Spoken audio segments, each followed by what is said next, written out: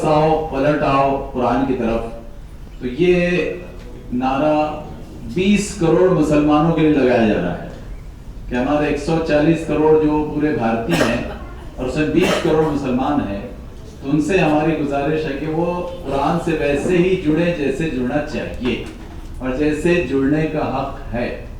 اس حوالے سے یہ مہم پورے بھارت میں 14 اکتوبر سے لے کر 23 اکتوبر 10 دن چلتی رہے گی۔ اس دوران کچھ فولڈرز ہیں، ہندی، مراٹھی، انگلش، اردو اور الگ الگ زبانوں میں، جو ملک کی مختلف 14 زبانیں ہیں اس میں فولڈر رہیں گے۔ اس کے بعد بکلیٹس ہے کہ قرآن سے رشتہ جوڑو، وہ ایک بکلیٹ بھی تقریباً 40 پیجز کی، وہ بھی یہ کئی زبانوں میں، تقریباً 15 زبانوں میں، جو مسلمان الگ الگ ریاستوں میں بولتے ہیں تو وہ زبانوں میں یہ بھی جاری رہے گی۔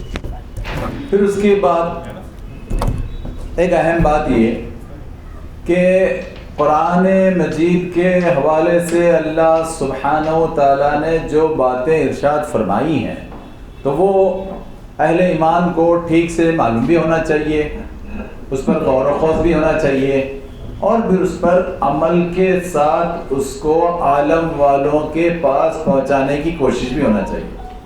یعنی قرآن مجید کے ساتھ 4 طرح کا رشتہ ہونا چاہیے کہ پڑھو، سمجھو، عمل کرو اور پہنچاؤ۔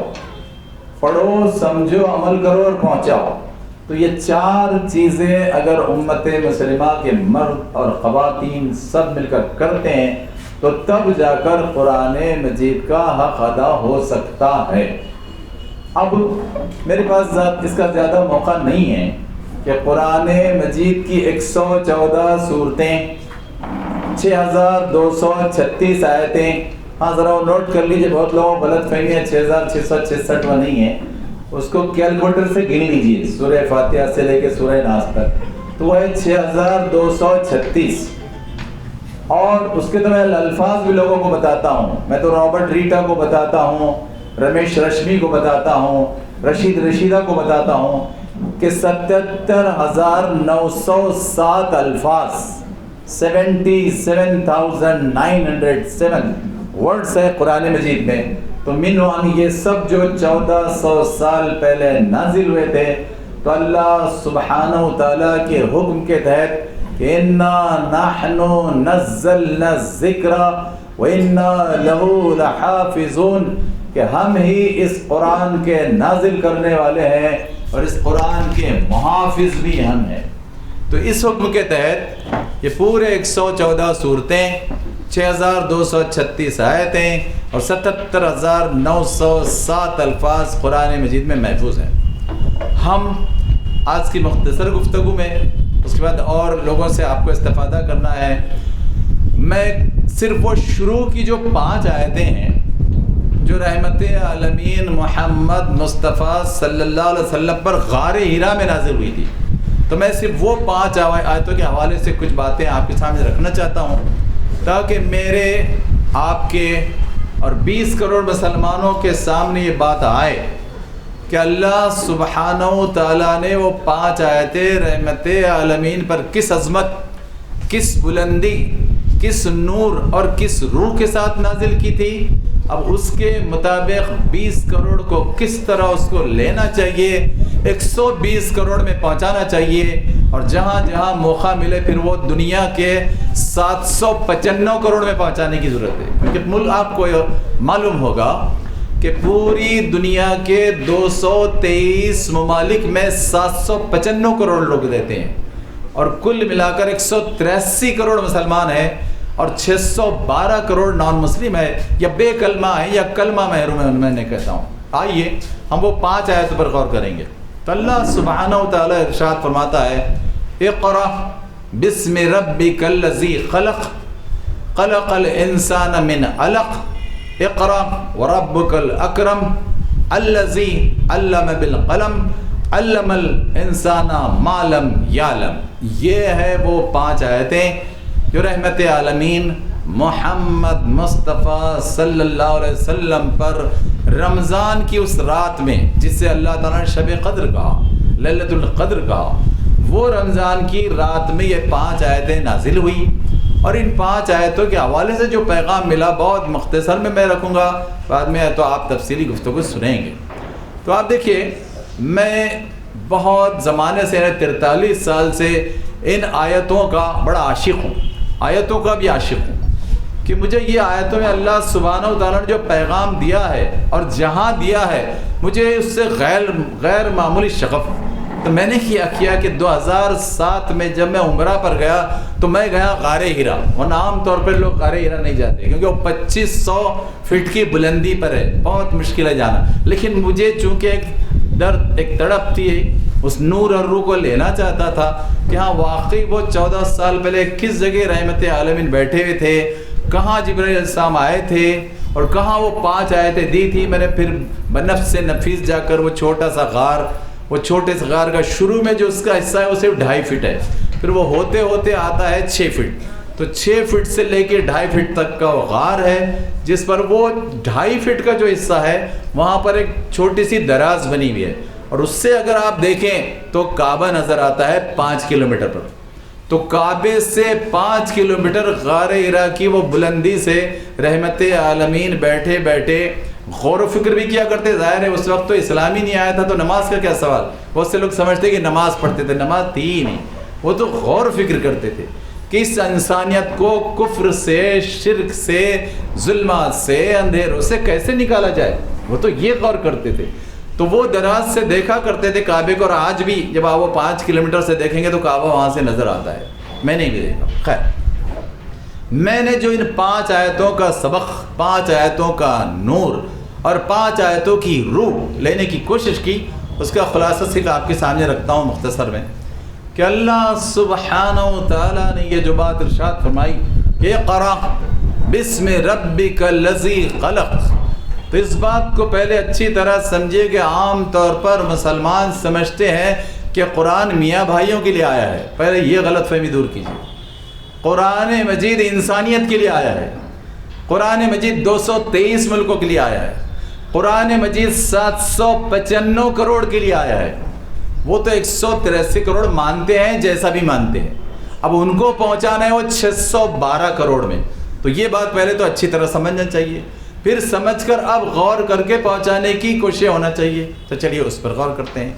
تو اللہ تعالیٰ نے یہ جو بات ارشاد فرمائی کہ اقرأ بسم ربک الذی خلق، تو اللہ تعالیٰ نے ایک غضب کا پیغام، ایک عالمی پیغام، ایک عالمی فرض کا پیغام، جسے آپ مراٹھی میں کہہ سکتے ہیں کہ ویشوک ظاہر نامہ، جسے آپ انگلش میں کہہ سکتے ہیں کہ گلوبل پروناؤنسمنٹ، گلوبل ڈکلیریشن ساری انسانیت کے لیے، کہ ساری انسانیت کیا لے قرآن مجید سے، کیسے لے، کن گہرائیوں کے ساتھ لے اور کن گہرائیوں کے ساتھ عمل کرتے ہوئے پہنچائے۔ تو اللہ سبحانہ و تعالیٰ نے ارشاد فرمایا اقرأ، کہ پڑھو۔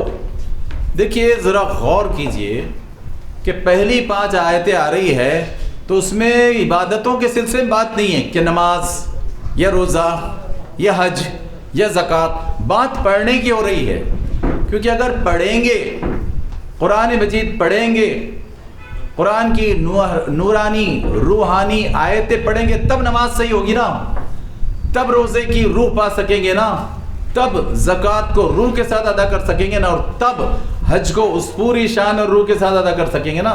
تو اس لیے اللہ سبحانہ و تعالیٰ نے سب سے پہلا جو حکم دیا وہ پڑھنے کا دیا کہ اقرأ، انگلش والے کہیں گے ریڈ، مراٹھی والے کہیں گے واچا۔ تو پہلا حکم اللہ تعالیٰ کا ساری انسانیت کے لیے 14 سال سے بھی، آج بھی اور قیامت تک بھی ہے کہ پڑھیے، پہلے پڑھیے تو آپ جا سکیں گے ان گہرائیوں میں جو گہرائیاں اللہ تعالیٰ عبادت بندگی عمل کے لیے چاہتا ہے، وہ پڑھنے کے ساتھ ہے۔ اچھا، پڑھیے کا مطلب یہ نہیں ہوتا کہ کچھ الفاظ یاد کر لیجئے، کچھ الفاظ ختم کر دیجئے، بلکہ قرآن کو ہی ختم کر دیجئے۔ لوگ کہتے ہیں ناسمجھی میں کہ ختم قرآن ہو گیا، ان کا قرآن ختم ہو گیا۔ میں تو اس اصطلاح سے مجھے صحیح نہیں لگتی۔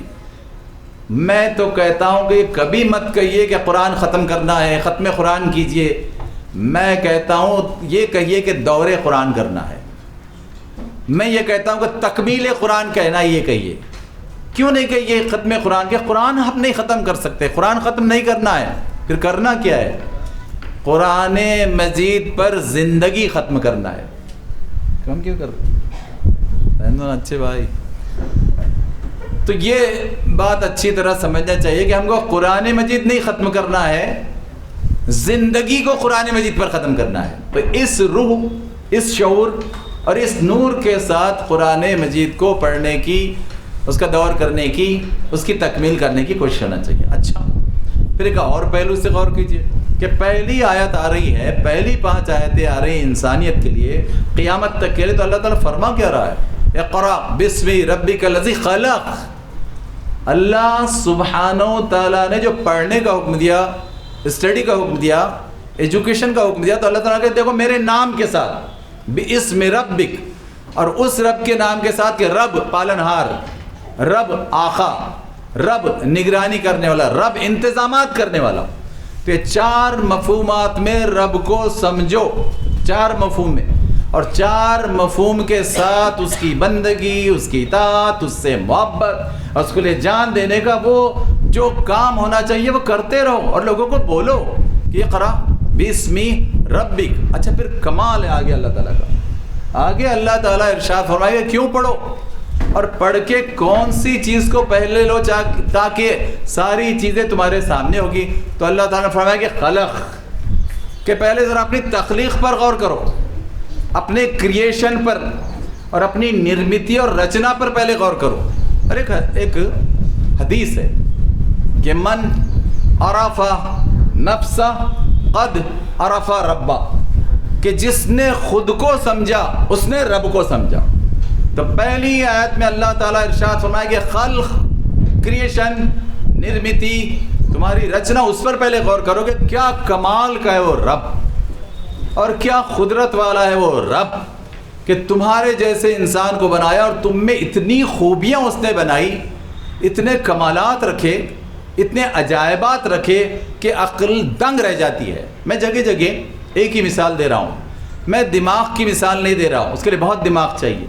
میں بہت چھوٹی مثال دے رہا ہوں کہ ذرا یہ انگلیوں کی لکیروں پر ہی غور کر لو، یہ ذرا انگلیوں کی لکیروں پر غور کرو، اور ذرا اللہ سبحانہ و تعالیٰ کی خلاقی، اس کا کریشن اور اس کی رچنا، ذرا اس پر ہی غور کر لو کہ 795 کروڑ دنیا کے انسانوں میں کوئی 2 افراد آپ ایسے لا نہیں سکتے کہ جن کی انگلیوں کی لکیریں ایک سی ہے۔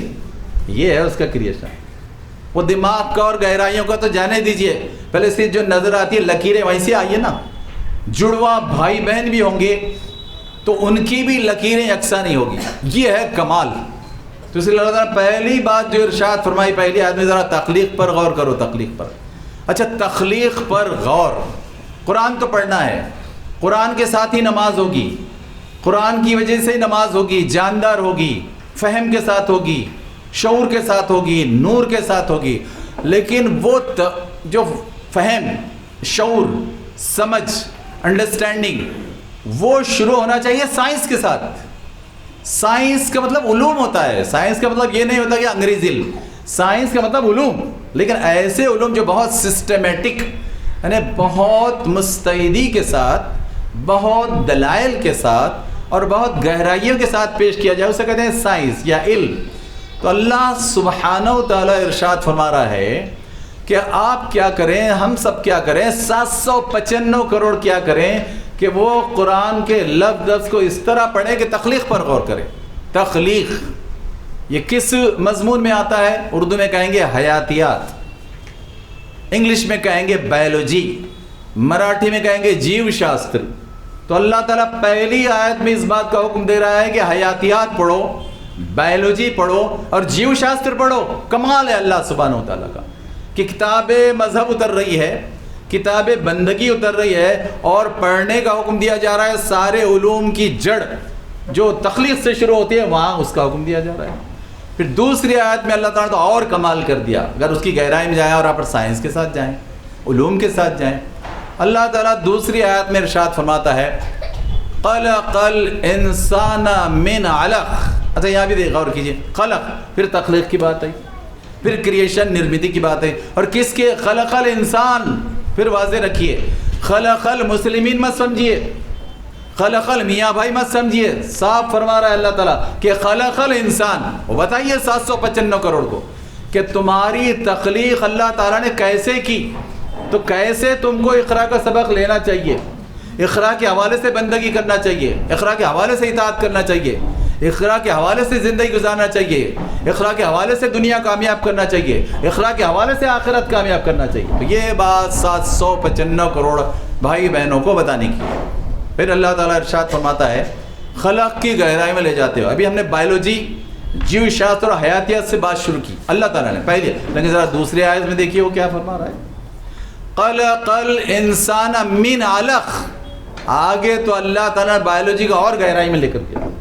آگے اللہ تعالیٰ ارشاد فرمایا کہ ہم نے بنایا لیکن ایسے ہی نہیں بنایا. تم جانتے ہو ہم نے کیسے بنایا؟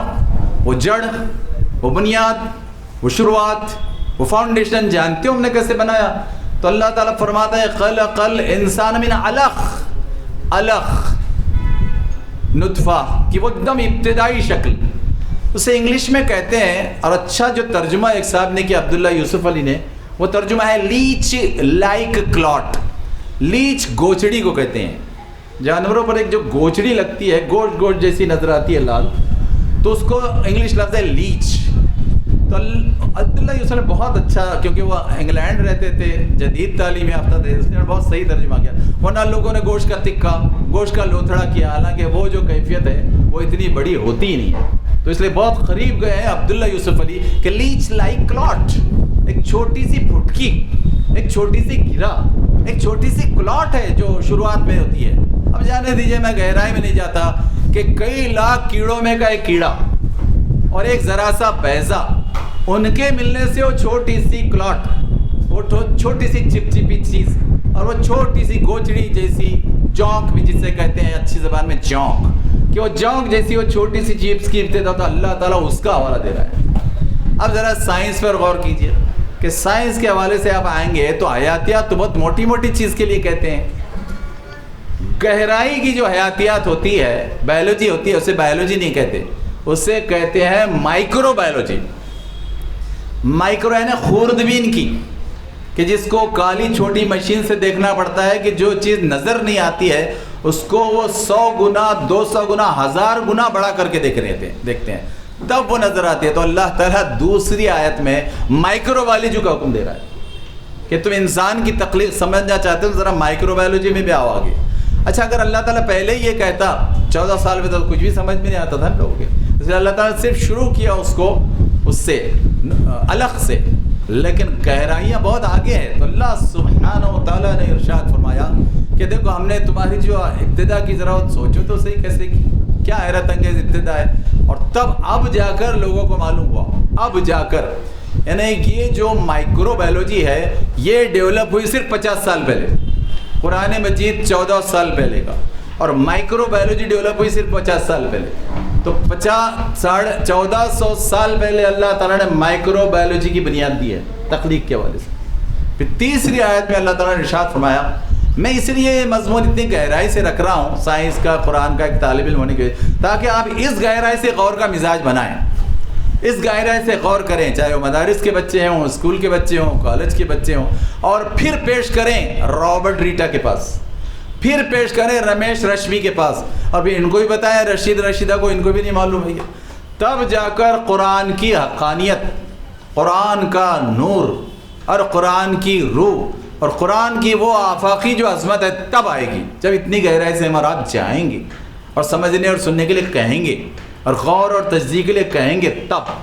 تو اللہ تعالیٰ تیسری آیت میں ارشاد فرماتا ہے اقرا وربک الاکرم، کہہ رہے دیکھو ایسے سائنس سے قرآن، قرآن سے سائنس، اور ایسے مائکرو بایولوجی سے قرآن تم پڑھو گے، سمجھو گے، پیش کرو گے، تب کیا ہوگا کہ اب پھر پڑھو تو کس کے نام سے؟ ربک الاکرم، کہ رب اکرم کے نام سے پڑھو. تو دیکھیے پہلی آیت میں بھی اقرا کا حکم ہے، تیسری آیت میں بھی حکم اقرا کا. کتنی تاکید ہے کہ ارے پڑھو پڑھو، اور ایسے ہی نہیں پڑھ لو کہ ہاں یاد ہے 10 سورہ یاد ہے نماز چل جاتی، نہیں، اس کو گہرائی میں جا کر پڑھو، لفظ لفظ سمجھ کر پڑھو، اس کو سائنس سے ملا کر پڑھو، ٹھیک ہے، اس کو صرف اور نحو سے پڑھو، اسم اور ضمائر سے فعل سے بھی پڑھو، لیکن سائنس کے ساتھ اس کو پڑھو تاکہ اچھی گہرائی میں جا کے آپ دنیا کو بتا سکو، ٹھیک سے بتا سکو۔ تو اللہ سبحانہ و تعالیٰ ارشاد فرما رہا ہے تیسری آیت میں پھر سے پڑھنے کا حکم دے کے کہ اقرأ وربک الاکرم۔ رب نے اپنی ایک اہم صفت کا ذکر کیا کہ رب اکرم ہے۔ اکرم دو حوالوں سے ہوتا ہے، اکرم کرم کرنے والا، اکرم مہربانی کرنے والا، کیونکہ کرم کے میں دونوں چیزیں آتی ہیں کہ عزت بھی آتی ہے اور مہربانی بھی آتی ہے۔ تو اللہ تعالیٰ فرماتا ہے کہ دنیا میں بھی اگر تم کرم کے حوالے سے عزت اور مہربانی چاہتے ہو تو پڑھنا پڑے گا ایسے، اور گہرائی میں جانا پڑے گا ایسے، اور سائنس اور علوم سے ملانا پڑے گا ایسے، اور ایسے سمجھ کر ایسے تجزیہ کر کے تب دنیا کو بتانا پڑے گا۔ اور آپ جانتے ہیں کہ وہ جو عادی دنیا پر صحابہ تابعین تبع تابعین نے حکومت کی اور بنیادی سائنسز دی ورلڈ کو، بنیادی سائنسز ابھی ہم دیکھتے ہیں made in Germany, made in U S A, made in Japan, ارے یہ سب 100 سال کی بات ہے، ورنہ یہ سب میڈ ان عرب تھا، پہلے یہ میڈ ان صحابہ تھا، میڈ ان تابعین تھا، میڈ ان تبع تابعین تھا۔ لیکن جب سے ہم نے قرآن کو، حدیث کو، عربی کو سائنس سے ملانا چھوڑ دیا، تب سے وہ میڈ ان جرمنی بن گیا، تب سے وہ میڈ ان چائنا بن گیا، تب سے وہ میڈ ان یو ایس بن گیا، ورنہ یہ سب میڈ ان عرب تھا، یہ سب میڈ ان صحابہ، میڈ ان تابعین، میڈ ان تبع تابعین تھا۔ تو ہم اسی طرف ہم لے جانا چاہتے ہیں لوگوں کو ان علوم کی گہرائیوں کے ساتھ۔ تو تیسری آیت میں اللہ تعالیٰ نے یہ حکم دیا کہ پڑھنے کا، پھر حکم دیا اور کرم کے حوالے سے اپنی اس صفت کا استعمال کرتے ہیں۔ اب چوتھی آیت پر آئیے۔ چوتھی آیت میں اللہ سبحانہ و تعالیٰ ارشاد فرماتا ہے الذی علم بالقلم، کہ اسی رب نے جو اکرم بھی ہے، جو رب ہے، اور رب کے حوالے سے ساری صفات اس کی ہے اور سارے کمالات، قدرتیں، نعمتیں تم کو ملی ہوئی ہے۔ تو اب اللہ تعالیٰ ارشاد فرما کہتا ہے کہ دیکھو اسی اللہ نے تم کو سکھایا ہے قلم سے۔ غور کیجئے، پہلی 5 آیتیں 2500 فٹ کی بلندی پر پہلی اترنے والی اور پورے عالم کے لیے ایک ظاہر نامہ، گلوبل پروناؤنسمنٹ، عالمی منشور، اور اس میں چوتھی آیت میں ارشاد فرما رہا ہے کہ ہاں لکھنے کی بھی گہرائی اس کے ساتھ معاملہ کرو، لکھنے کا، پڑھو پڑھو اور لکھو۔ کیا ہوتا ہے پڑھو پڑھو اور لکھو سے؟ اس کو آپ لے جا کر ملائیے ریسرچ سے، وہ جو تحقیق ہوتی ہے، ادق جو ہے تجزیہ ہوتا ہے، ادق گہرائی میں، اللہ تعالیٰ اس طرف اشارہ کر رہا ہے کہ صرف پڑھنا نہیں ہے، جیسے یاد کرنا، گھوکم پٹی جسے مراٹھی میں لوگ کہتے ہیں، وہ نہیں۔ اللہ تعالیٰ فرمائے کہ پڑھنا ہے اس گہرائی کے ساتھ، پڑھنا ہے، پڑھنا ہے اس گہرائی کے ساتھ، اور لکھنا ہے، یعنی ریسرچ کرو، ریسرچ، یعنی وہ جو صحابہ نے شروعات کی تھی، وہ جو تابعین نے شروعات کی تھی، وہ جو تابع تابعین نے شروع کر، تو وہ ریسرچ تم کو ہر وقت کرتے رہنا چاہیے۔ اور آپ نے دیکھا، آپ نے غور کیا، جب ہم آدھی سے زیادہ دنیا میں پھیل گئے، ملکوں کے مالک ہو گئے، زمینوں کے مالک ہو گئے، لیکن قرآن حدیث سے تحقیق چھوڑ دی، تو پھر زوال بھی فاسٹ آیا، پھر زوال بھی بڑے تیزی سے آیا کہ دولتیں تو ہے، تیل تو ہے، زمینیں تو ہے، خزانے تو ہے، قبضے دوسروں کے ہیں، قبضے دوسروں کے ہیں۔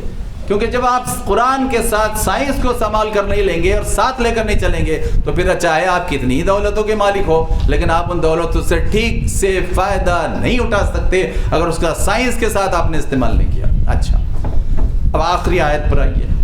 آخری آیت میں اللہ سبحانہ و تعالیٰ کا ارشاد ہے علم الانسان ما لم یعلم، کہ اللہ تعالیٰ نے پھر یہ چاروں آیتوں کے حوالے سے پھر وہ علم دیا، اور وہ علم دیتا رہے گا کہ ما لم یعلم، کہ جو تم جانتے نہیں تھے، تو جو تم نہیں جانے ہوئے تھے، اب وہ سب بھی جان جاؤ گے۔ اور ذرا تاریخ دیکھیے 14 سال کی، شروع کہاں سے ہوا تھا کہ علق، نطفے کا ابتدا، ہم کچھ بھی نہیں جانتے تھے، لیکن اب ہم وہ اس کا چھوٹا سا لاکھوں کیڑوں میں کا کیڑا، وہ ایک بیضہ، اب ہم وہ سب جان چکے۔ کیوں؟ کیونکہ اللہ تعالیٰ پہلے بتا چکا تھا نا کہ اگر تم یہ دونوں چیزوں کو لے کر چلے، ایک طرف قرآن ایک طرف سائنس، اور اس کا اچھا سا عملگمیشن، حسین سنگم، حسین امتزاج، اگر وہ آپ لے کر چلیں گے تو آپ کمال کے پھر علم کے جاننے والے ہوں گے۔ تو اللہ سبحانہ و تعالیٰ نے ارشاد فرمایا کہ ما لم یعلم، کہ جو تم نہیں جانتے تھے وہ جاننے والے بن جاؤ، اور جناب وہ جاننے پر اب قادر ہوا ہے انسان، اور ابھی بھی کوشش ہو رہی ہے۔ کم لوگ ہیں، لیکن جیسے میں 4 دن پہلے کی رپورٹ پڑھ رہا تھا ڈیلی ہنٹ پر، جس میں ورلڈ لیول پر سائنسدانوں نے جو کام کیا اس کا ایک تجزیہ پیش کیا گیا، تو ایک لحاظ سے بڑی مایوسی ہوئی کہ 2% دنیا کے 10 سے 20 لاکھ سائنسدانوں میں سے جو مسلم سائنسداں چنے گئے ان کی تعداد بہت کم تھی، ان کی تعداد صرف 100 میں تھی. انہوں نے 20 لاکھ چنے تو اس میں صرف چند 100 میں مسلم تھے.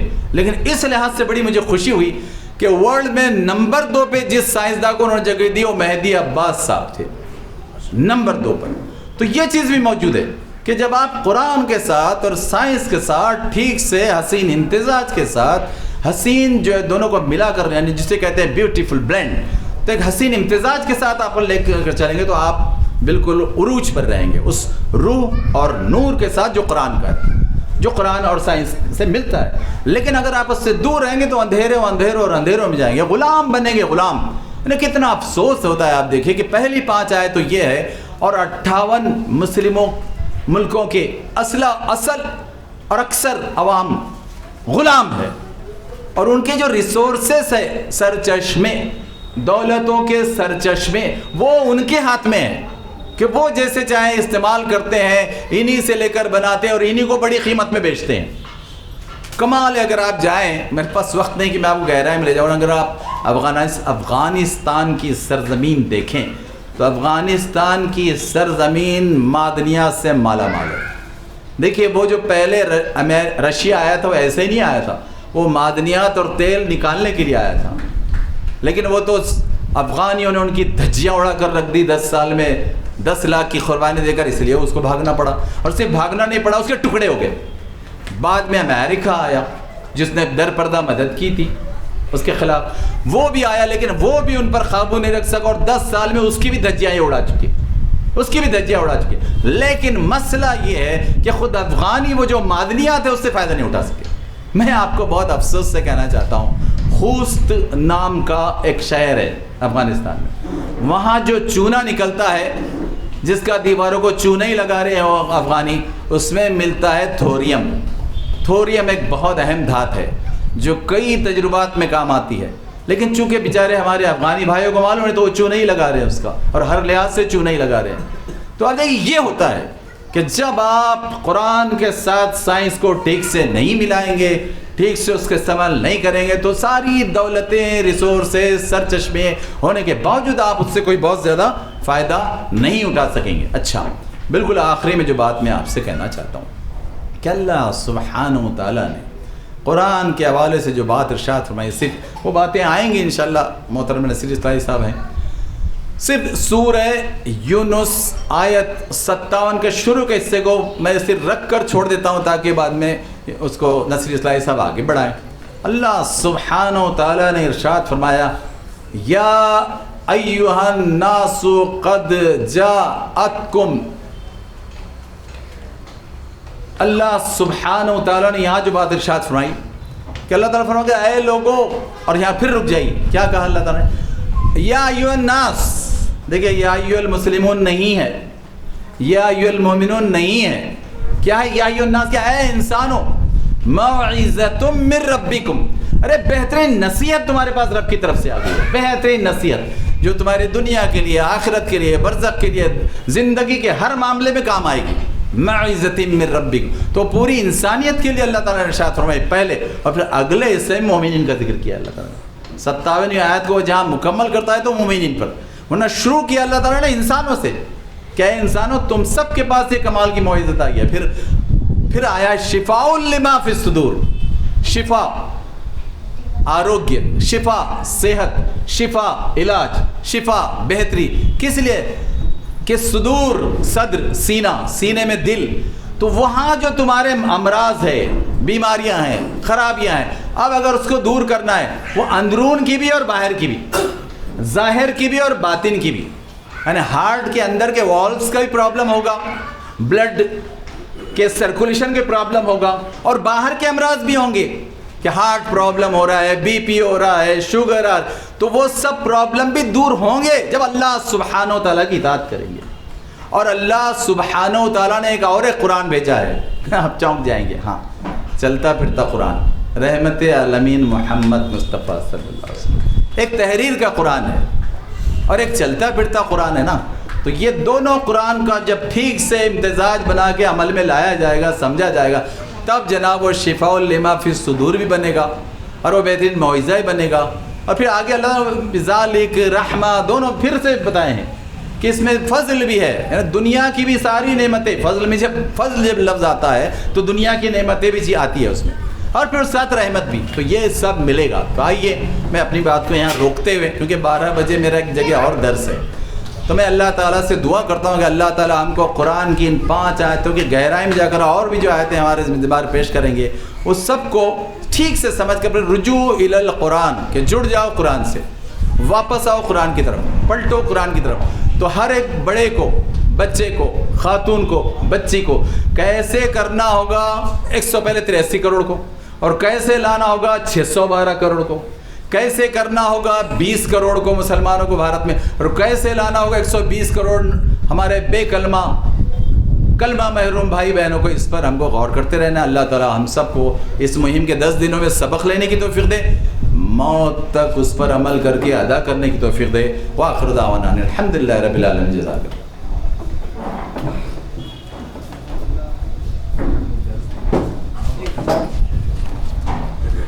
ماشاءاللہ پروفیسر واجد علی صاحب ہمارے سامنے قرآن کی گہرائیوں کو پیش کر رہے تھے. الحمدللہ آج کا جو پروگرام ہے رجوع الی القرآن، قرآن کی طرف پلٹو، اس کا مطلب یہ ہے کہ آج ہمارا جو تعلق ہے قرآن سے وہ کمزور ہو چکا ہے، اور قرآن کی اہمیت کے لیے یہ بات کافی ہے کہ وہ کلام اللہ ہے، اللہ کا کلام ہے، اس کو کہا جاتا ہے، اللہ کی ذات سے نکلا ہوا ہے. تو بہت عظیم چیز ہے. سب سے پہلے تو ہمیں یہ سوچنا چاہیے کہ اللہ رب العزت نے ہم پہ جو انعامات فرمائے ہیں اس کے اوپر بھی غور فکر ہونا چاہیے. بہت سارے انعامات اللہ رب العزت کے ہم پر ہیں. ان انعامات میں سے ایک عظیم انعام وہ قرآن کی نعمت بھی ہے، اور یہ اتفاقی نہیں ہے. ہم کہتے ہیں اتفاق ایسا ہو گیا، یہ چیز مجھ کو مل گئی، اتفاق سے ایسا فائدہ ہو گیا، نفع ہو گیا. تو ہماری شریعت میں دین کے اندر اتفاق کی کوئی چیز نہیں ہے. یہ سب پہلے اللہ کی مرضی، اللہ کی مشیت سے ہوتا ہے. اللہ رب العزت انتخاب فرماتا ہے. تو ہم مسلمان ہیں یہ اتفاقی طور پر نہیں. ایمان کی دولت ہمیں ملی، اسلام کی دولت ملی، یہ اتفاقی طور پر نہیں. ہم حضرت محمد صلی اللہ علیہ وسلم کی امت میں پیدا ہوئے ہیں، یہ بھی اتفاقی نہیں. ہمیں قرآن کی نعمت ملی، یہ اتفاقی نہیں، بلکہ یہ اللہ رب العزت کی طرف سے ہمارا انتخاب ہے، منتخب شدہ. اللہ نے چنا، انتخاب کہتے ہیں چننے کو. اللہ نے چنا، اللہ نے انبیاء علیہ الصلوۃ کو چنا کہ انبیاء علیہ الصلوۃ ہوں گے، ان کے ساتھ ان کی امتیں ہوں گی. یہ فلاں نبی ہیں، ان کے اوپر یہ قرآن نازل ہوگا اور ان کی یہ امتی ہے. تو سب سے آخری نبی، آخر الزمان نبی صلی اللہ علیہ وسلم جو نبیوں کے نبی ہے، ابو الانبیاء ہے، سید الانبیاء والمرسلین ہے. یہ ہمارے لیے بڑی فخر کی چیز ہے کہ ہم ایسے نبی کی امت میں پیدا کی. اور آپ علیہ السلام کے اوپر جو کتاب نازل ہوئی، قرآن نازل ہوا، وہ سب سے عظیم. ہمارے نبی صلی اللہ علیہ وسلم کہ سب نبیوں کے سردار اور قرآن سب کتابوں کی سردار. تو یہ ہمارے لیے فخر کی چیز ہے. انسان دنیا کے اندر بہت ساری چیزوں کے اوپر فخر کرتا ہے. بینک بیلنس کے اوپر فخر کرتا ہے، ڈگری کے اوپر فخر کرتا ہے، مال دولت کے اوپر فخر کرتا ہے، عقل کے اوپر فخر کرتا ہے. یہ فخر کی چیز دنیا کے اندر ہے.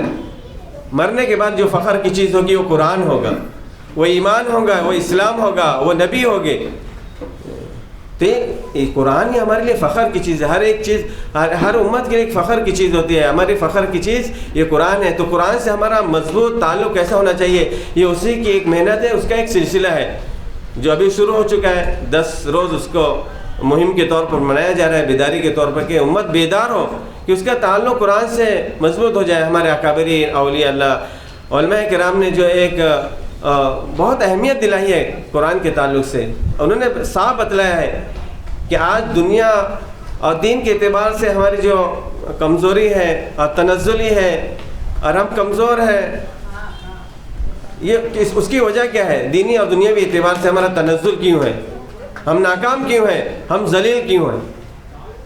حالانکہ جن لوگوں نے قرآن سے اپنا تعلق مضبوط کیا، اللہ رب العزت نے ان کو معزز کیا. اس لیے علامہ اقبال کا شعر بھی ہے، غالباً وہ معزز تھے زمانے میں مسلمان ہو کے، ہم خوار ہوئے تاریخ قرآن ہو کے، تاریخ قرآن کو چھوڑ کر ہم خوار ہو گئے، ذلیل ہو گئے۔ تو آج ہمیں قرآن سے تعلق مضبوط کر کے ہم کو معزز ہونا ہے، عزت والا ہونا ہے۔ تو عزت کا ذریعہ یہی ہے، قرآن ہے، اس لیے قرآن کے حق ہے، قرآن کا حق ہے اس کو دیکھ کر یاد کرنا، کہ ہم کو دیکھ کر پڑھنا آ جائے، یہ قرآن کا سب سے پہلا حق، قرآن کو پڑھنا، اس کو سیکھنا۔ فضیلت بھی ہے یہ، خیرکم من تعلم القرآن وعلمہ، بہترین وہ لوگ ہیں جو قرآن کو سیکھے اور اس کو سکھائے۔ تو قرآن کو سیکھنا ہے، اس کو سکھانا ہے، یہ فضیلت کی چیز ہے، یہ بہترین لوگ ہیں، سکھانے والا بھی سیکھنے والا بھی۔ تو اس لیے سب سے پہلا حق ہے قرآن کو سیکھنا اور اس کو سمجھنا کہ قرآن ہم سے مخاطب ہو رہا ہے، قرآن ایمان والے سے بھی مخاطب ہے، انسانیت سے بھی مخاطب ہے۔ قرآن ہماری رہبری ہے، رہنمائی ہے کہ ہم کیسے زندگی گزارنے کا ایک طریقہ دیا گیا کہ انسان زندگی 24 گھنٹے کی زندگی کیسے گزارے۔ قرآن کے اندر کوئی ایسی چیز نہیں ہے، ہر چیز موجود ہے، وَلَا رَدْبٍ وَلَا يَابِسٍ إِلَّا فِي كِتَابٍ مُبِينٍ۔ اس لیے ہمیں خاص طور پر، میں جمعہ کے اندر بھی یہ بات ابھی بولا کہ یہی سلسلہ چل رہا تھا کہ قرآن میں اللہ رب العزت نے یا ایھا الذین آمنوا سے خطاب جگہ جگہ فرمایا۔ کم سے کم ہمیں تو جن آیتوں کے اندر اللہ رب العزت نے جو خطاب فرمایا، جو آرڈر دیا، یا ایھا الذین آمنوا، اے ایمان والو، تو اے ایمان والو تمہیں کیا کیا کرنا ہے، کیا کیا نہیں کرنا ہے، اس تعلق سے گائیڈنس سے کیا قرآن نے کم سے کم ان آیتوں کا علم ہمیں ہونا چاہیے تاکہ ہم سمجھے کیا ہمیں کیا حکم دیا گیا، ہمیں کیسا عمل۔ تو قرآن نے معاشرت کا بھی علم دیا، کیسی زندگی گزارے، اخلاق کا بھی حکم دیا، ہمارے اخلاق کیسے ہو، معاملات کا بھی حکم دیا، ہمارے معاملات کیسے ہو۔ قرآن پاک کی جو سب سے بڑا رکوع ہے سورہ بقرہ کا، یا ایھا الذین آمنوا اذا تداینتم بدین الی اجل مسمى، اس کے اندر معاملات کو بیان کیا گیا کہ اگر تم کسی سے لین دین کرو تمہارا کیسا معاملہ ہونا چاہیے، اس کے اندر گواہ ہونا چاہیے، اس میں لکھنے والا ہونا چاہیے، لکھنے والے کی کیا ذمہ داری، گواہوں کی کیا ذمہ داری، گواہوں کو انکار نہیں کرنا چاہیے، لکھنے والے کو انکار نہیں کرنا چاہیے، یعنی تفصیل سے یہ تمام احکامات قرآن میں موجود ہے۔ تو یہ ہماری ذمہ داری ہے کہ قرآن کو سیکھیں گے، اس کو سمجھیں گے، اس کو عمل کریں گے اور اس کے پیغام کو عام کریں گے تو انشاءاللہ اللہ رب العزت اس دنیا کے اندر بھی کامیاب کرے گا اور آخرت میں بھی ہم کامیاب ہوں گے اور اپنی ذمہ داری سے سبکدوش ہوں گے۔ ورنہ اگر ہم نے قرآن سے ہمارے تعلق کمزور رکھا تو پھر ہمارے لیے کوئی بہتری نہیں ہے دنیا میں نہ آخرت میں۔ اس لیے یہ پروگرام ہو رہا ہے اور الحمدللہ جب یہ پورے ملک میں ہو رہا ہے اور جب محنت ہوتی ہے تو اس کے نتائج ظاہر ہوتے ہیں۔ اللہ تعالیٰ ضائع نہیں کرتا محنت کرنے والی محنت کو، اور ہم خوش نصیب ہیں کہ اس مہم کے اندر جڑے ہوئے ہیں قرآن کی نسبت سے۔ ایسے زمانے کے اندر ایسے حالات میں قرآن کی نسبت سے جمع ہونا یہ ہمارے لیے بہت بڑی سعادت مندی کی اور بات ہے، بہت خوش نصیبی کی بات ہے۔ اللہ تعالیٰ کا بھی شکر ادا کرنا چاہیے۔ آج ہمارے درمیان میں علماء کرام موجود ہے، مہمان، اب ہمیں ان کو بھی سننا ہے۔ میں بہت ہی ادب کے ساتھ ہمارے جو مہمان ہیں حضرت مولانا نصیر خان صاحب اصلاحی، میں ان کو دعوت سخن دیتا ہوں کہ وہ آئے اور اپنے مواعظ حسنہ سے ہم سب کو مستفیض فرمائے۔ ہمارے درمیان میں ناسک شہر کے ایک عالم دین، مفتی دین متین حضرت مولانا عبداللہ صاحب بھی ہے، میری نظر ابھی گئی، میں ان کو دعوت دیتا ہوں کہ آئے آگے اسٹیج پہ بیٹھے۔ آئیے مولانا صاحب، آئیے۔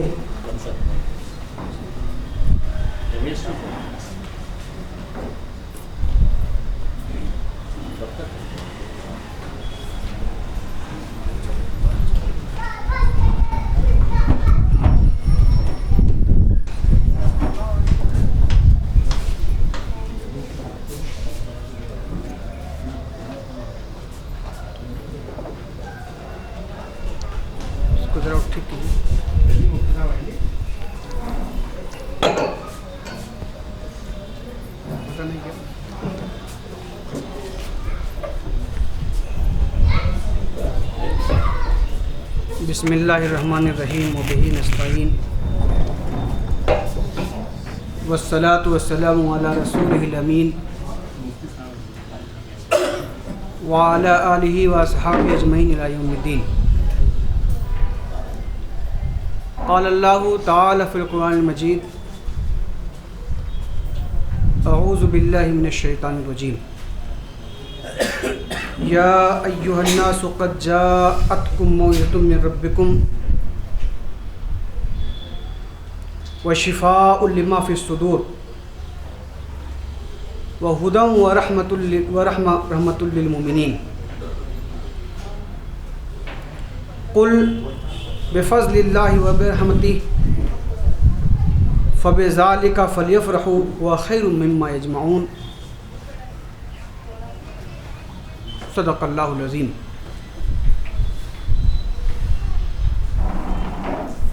वान अली इब्न तालिब रज़ियल्लाहु ताला अन्हु क़ाल इन्नी समिअतु रसूलल्लाह सल्लल्लाहु अलैहि वसल्लम यक़ूल इन्नहा सतकूनु फ़ितना क़ुल्तु मल मख़रज मिनहा या रसूलल्लाह क़ाल किताबुल्लाह औ कमा क़ाल इला आख़िरिही। सदक़ रसूलुहु सल्लल्लाहु अलैहि वसल्लम। काबिल एहतराम फ़िरोज़ आज़मी साहब, नाज़िम जमात इस्लामी ज़िला नासिक, जनाब जमील खाटिक साहब, अमीर मकामी जमात इस्लामी नासिक, और काबिल ताज़ीम उलमाए किराम, लायके सद एहतराम सामईन, मर्द व ख़वातीन और अज़ीज़ बच्चों, मेरे लिए बड़ी खुशी और सआदत का मौका है कि कुरान के हवाले से आपके सामने कुछ अर्ज़ करने का मौका मिला है।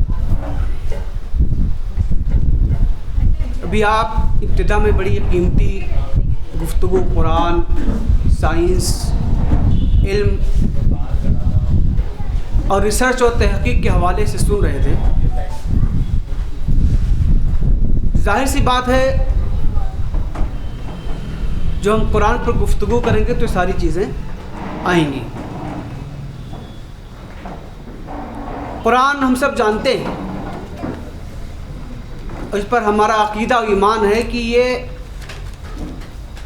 अल्लाह की तरफ से नाजिल की हुई किताब है। आखिरी आसमानी हिदायत की किताब है।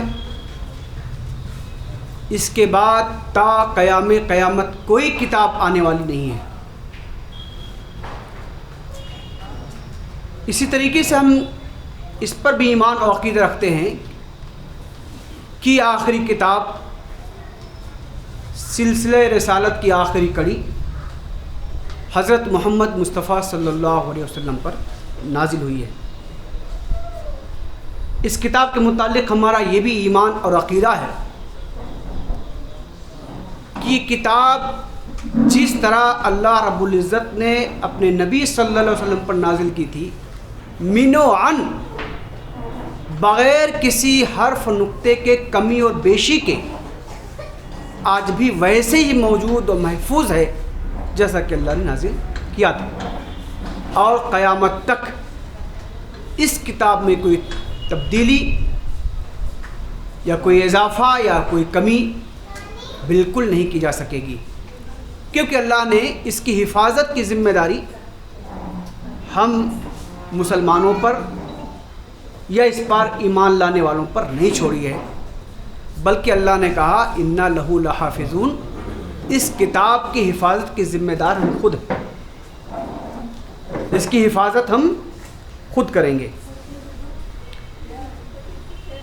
इसी तरीके से इस किताब के बारे में हम ये भी जानते हैं किताब सारे इंसानों के लिए है, हुदल लिन्नास है। अभी ये बात आई सिर्फ़ मुसलमानों के लिए नहीं है, सिर्फ़ मुमिनीन के लिए नहीं है, बल्कि दुनिया में जहाँ जहाँ इंसान बसते हैं सारे कायनात के लिए, सारे जहान के लिए और क़यामत तक आने वाले सारे इंसानों के लिए ये गाइडेंस की किताब है, हिदायत की किताब है, रहनुमाई की किताब है। ये है वो बुनियादी अक़ीदा जो हम सब इस किताब के बारे में रखते हैं। رکھتے ہیں۔ اللہ نے اس کتاب کی جو مختلف خوبیاں قرآن مجید میں بتائی ہیں، اللہ نے جگہ فرمایا کہ یہ احسن الحدیث ہے۔ سورہ زمر کی آیت نمبر 23 میں اللہ نے فرمایا احسن الحدیث، یعنی یہ سب سے بہترین کلام ہے، گفتگو ہے، بات ہے، اور یہ ایک بہترین بات ہے تو بہترین انسانوں کو تیار کرنے والی کتاب ہے، بہترین سماج بنانے والی کتاب ہے، بہترین معاشرہ بنانے والی کتاب ہے۔ اور اسی طریقے سے اللہ نے سورہ حجر میں فرمایا، سورہ حجر کی آیت نمبر 87 میں، کہ یہ قرآن عظیم ہے، تو اس کا مطلب صاف ہے کہ یہ انسانوں کو بھی عظمت عطا کرنے والی کتاب ہے، عظیم انسانوں کو بنانے والی کتاب ہے، پستی سے انسانوں کو اٹھا کر کے عظمت کی بلندیوں پر پہنچانے والی کتاب ہے۔ اللہ نے ایک جگہ یہ بھی فرمایا کہ قرآن کریم، یہ قرآن کریم ہے۔ ہم سب جانتے ہیں کریم کے معنی باعزت وغیرہ، تو اس کا مطلب یہ ہے کہ جو لوگ اس کتاب کو تھامیں گے، اس سے اپنا رشتہ مضبوط کریں گے، اس زمین پر وہ بھی باعزت اور سربلند ہوں گے۔ تو یہ اس طرح کی بہت ساری خوبیاں اس کتاب کے بارے میں ہیں۔ ہم سب جانتے ہیں کہ اس کتاب میں ہمارے رب کا تعارف دیا گیا ہے، اس کتاب میں خود ہمارے بارے میں بتایا گیا ہے، اور اس کتاب میں ناکامی اور پستی، کامیابی اور فلاح کے راز اور طریقے بھی بتائے گئے ہیں۔ یہ ساری چیزیں اس کتاب میں ہیں، عروج و زوال کا سارا فلسفہ اس کتاب میں بتایا گیا ہے۔ یہ کتاب ایک معجزہ ہے۔ کچھ اہل علم نے کہا کہ صاحب اس کا الفاظ، اس کے اسلوب، اس کا انداز اس لحاظ سے معجزہ ہے، ظاہر سی بات ہے وہ بھی ایک پہلو ہے۔ کچھ نے کہا کہ نہیں صاحب، یہ کتاب جیسی کتاب ہے ایسی دنیا میں کوئی کتاب نہیں ہو سکتی، اور قرآن نے چیلنج بھی کیا اور قیامت تک کی چیلنج موجود رہے گا، تو اس اعتبار سے بھی یہ معجزہ ہے۔ مگر صحیح بات ہے کہ یہ کتاب جو معجزہ ہے تو اس پہلو سے ہے کہ یہ اس کتاب میں انقلاب اور تبدیلی پیدا کرنے کی صلاحیت ہے، انسانوں کو تبدیل کرنے دینے کی صلاحیت، انسانوں کو بدل دینے کی صلاحیت۔ آپ دیکھیے تاریخ میں اللہ کے رسول صلی اللہ علیہ وسلم نے 23 سال کے عرصے میں، 23 سال کے مختصر عرصے میں، 23 سال بہت لمبی مدت نہیں ہوتی انقلاب کے، اس میں 23 سال کے مختصر عرصے میں اللہ کے رسول نے زمین پر وہ انقلاب برپا کہ اس کتاب کے ذریعے جس کی مثال آج تک تاریخ پیش نہیں کر سکی۔ بالکل چیلنج کے ساتھ ہم یہ بات کہتے ہیں، اس کتاب پر ایمان رکھنے والے سارے لوگ چیلنج کے ساتھ اس بات کو کہتے ہیں۔ تو یہ کتاب انسانوں کو بدل ڈالنے والی کتاب ہے، بالکل تبدیل کر دینے والی کتاب ہے۔ آپ دیکھیے جو ہے رمضان کے مہینے میں یہ کتاب نازل کی گئی، اور رمضان کے مہینے میں اس کتاب کے حوالے سے بڑی گفتگو ہم سنتے ہیں، ہم قرآن سماعت بھی کرتے ہیں، سنتے بھی ہیں۔ تو رمضان کے مہینے میں جو کتاب ہم سنتے ہیں، سماعت کرتے ہیں، خاص اہتمام ہوتا ہے۔ رمضان کے روزے اس کے لیے فرض ہوئے کیونکہ اسی مہینے میں کتاب نازل کی گئی۔ کیا خاص مقصد ہے؟ اللہ نے کہا کہ روزے ہم نے اس لیے فرض کیے تاکہ تمہارے اندر تقوی پیدا ہو۔ تقوی کیا ہے؟ وہی تبدیلی ہے جو اس کتاب کے ذریعے آنی ہے، وہ تبدیلی، وہ انقلاب۔ اس لیے آپ دیکھیے جو ہے اللہ کے رسول صلی اللہ علیہ وسلم جب غار ہیرا میں جاتے تھے، روزانہ جاتے تھے، ابھی آپ نے سنا، اور جب پہلی وحی نازل ہوئی تو اللہ کے رسول صلی اللہ علیہ وسلم جب مکہ واپس آئے تو اس کیفیت کے ساتھ واپس نہیں آئے جس کیفیت کے ساتھ روزانہ آتے تھے، نہیں آئے۔ اللہ کے رسول گھبرائے ہوئے آئے، لرزتے ہوئے آئے، کانپتے ہوئے آئے، اور آنے کے بعد حضرت خدیجہ سے فرمایا کہ مجھے چادر اڑاؤ، زملونی، مجھے چادر اڑاؤ، اس طرح کے الفاظ ہیں۔ اور پھر اللہ کے رسول نے وہ ساری چیزیں حضرت عائشہ کے سامنے، حضرت خدیجہ کے سامنے پیش کی، اور حضرت خدیجہ نے ان کو دلاسا دیا کہ اللہ کے رسول آپ کو اللہ ہلاک نہیں کرے گا، اس ساری چیزوں سے واقف۔ تو کیا بات تھی کہ اللہ کے رسول جو ہے بالکل دوسری کیفیت ہو گئی، کیونکہ کتاب جس طرح انسانوں کو تبدیل کرنے والی، وہ ذمہ داری اللہ کے رسول پر آ گئی تھی کہ اس کتاب کے ذریعے آپ لوگوں کو بدلیے۔ تو رمضان کے مہینے میں جو ہم قرآن سنتے ہیں، اس کا خاص مقصد یہ ہے کہ صاحب رمضان کا مہینہ اس لیے فرض ہوا تاکہ ہم ایک نئے سرے سے انسان بن جائیں، بالکل ایک نیا انسان ہم بن جائیں۔ رمضان سے پہلے ہماری جو کیفیت تھی وہ کیفیت رہے نا رمضان کے بعد۔ یہ ہے اس کتاب کا خاص مقصد۔ تو اس کتاب کا خاص معجزہ یہ ہے کہ انسانوں کو بدل ڈالنے والی کتاب ہے۔ قابل احترام حضرات، اس کتاب کے فضائل اور اس کتاب کی خوبیوں پر بات کی جائے تو کئی گھنٹے بھی کم پڑ جائیں گے، مگر میں سوچتا ہوں اس پہ تو ہم گفتگو سنتے رہتے ہیں، کچھ عملی قسم کی چیزیں ہم آپ کے سامنے اپنی مختصر سی گفتگو میں ٹوٹے پھوٹے لفظوں میں آپ کے سامنے میں پیش کر سکوں۔ آپ دیکھیے جو ہے اللہ نے تو فرمایا کہ کتاب کریم ہے، یہ کتاب عظیم ہے، یا حسن الحدیث ہے وغیرہ وغیرہ،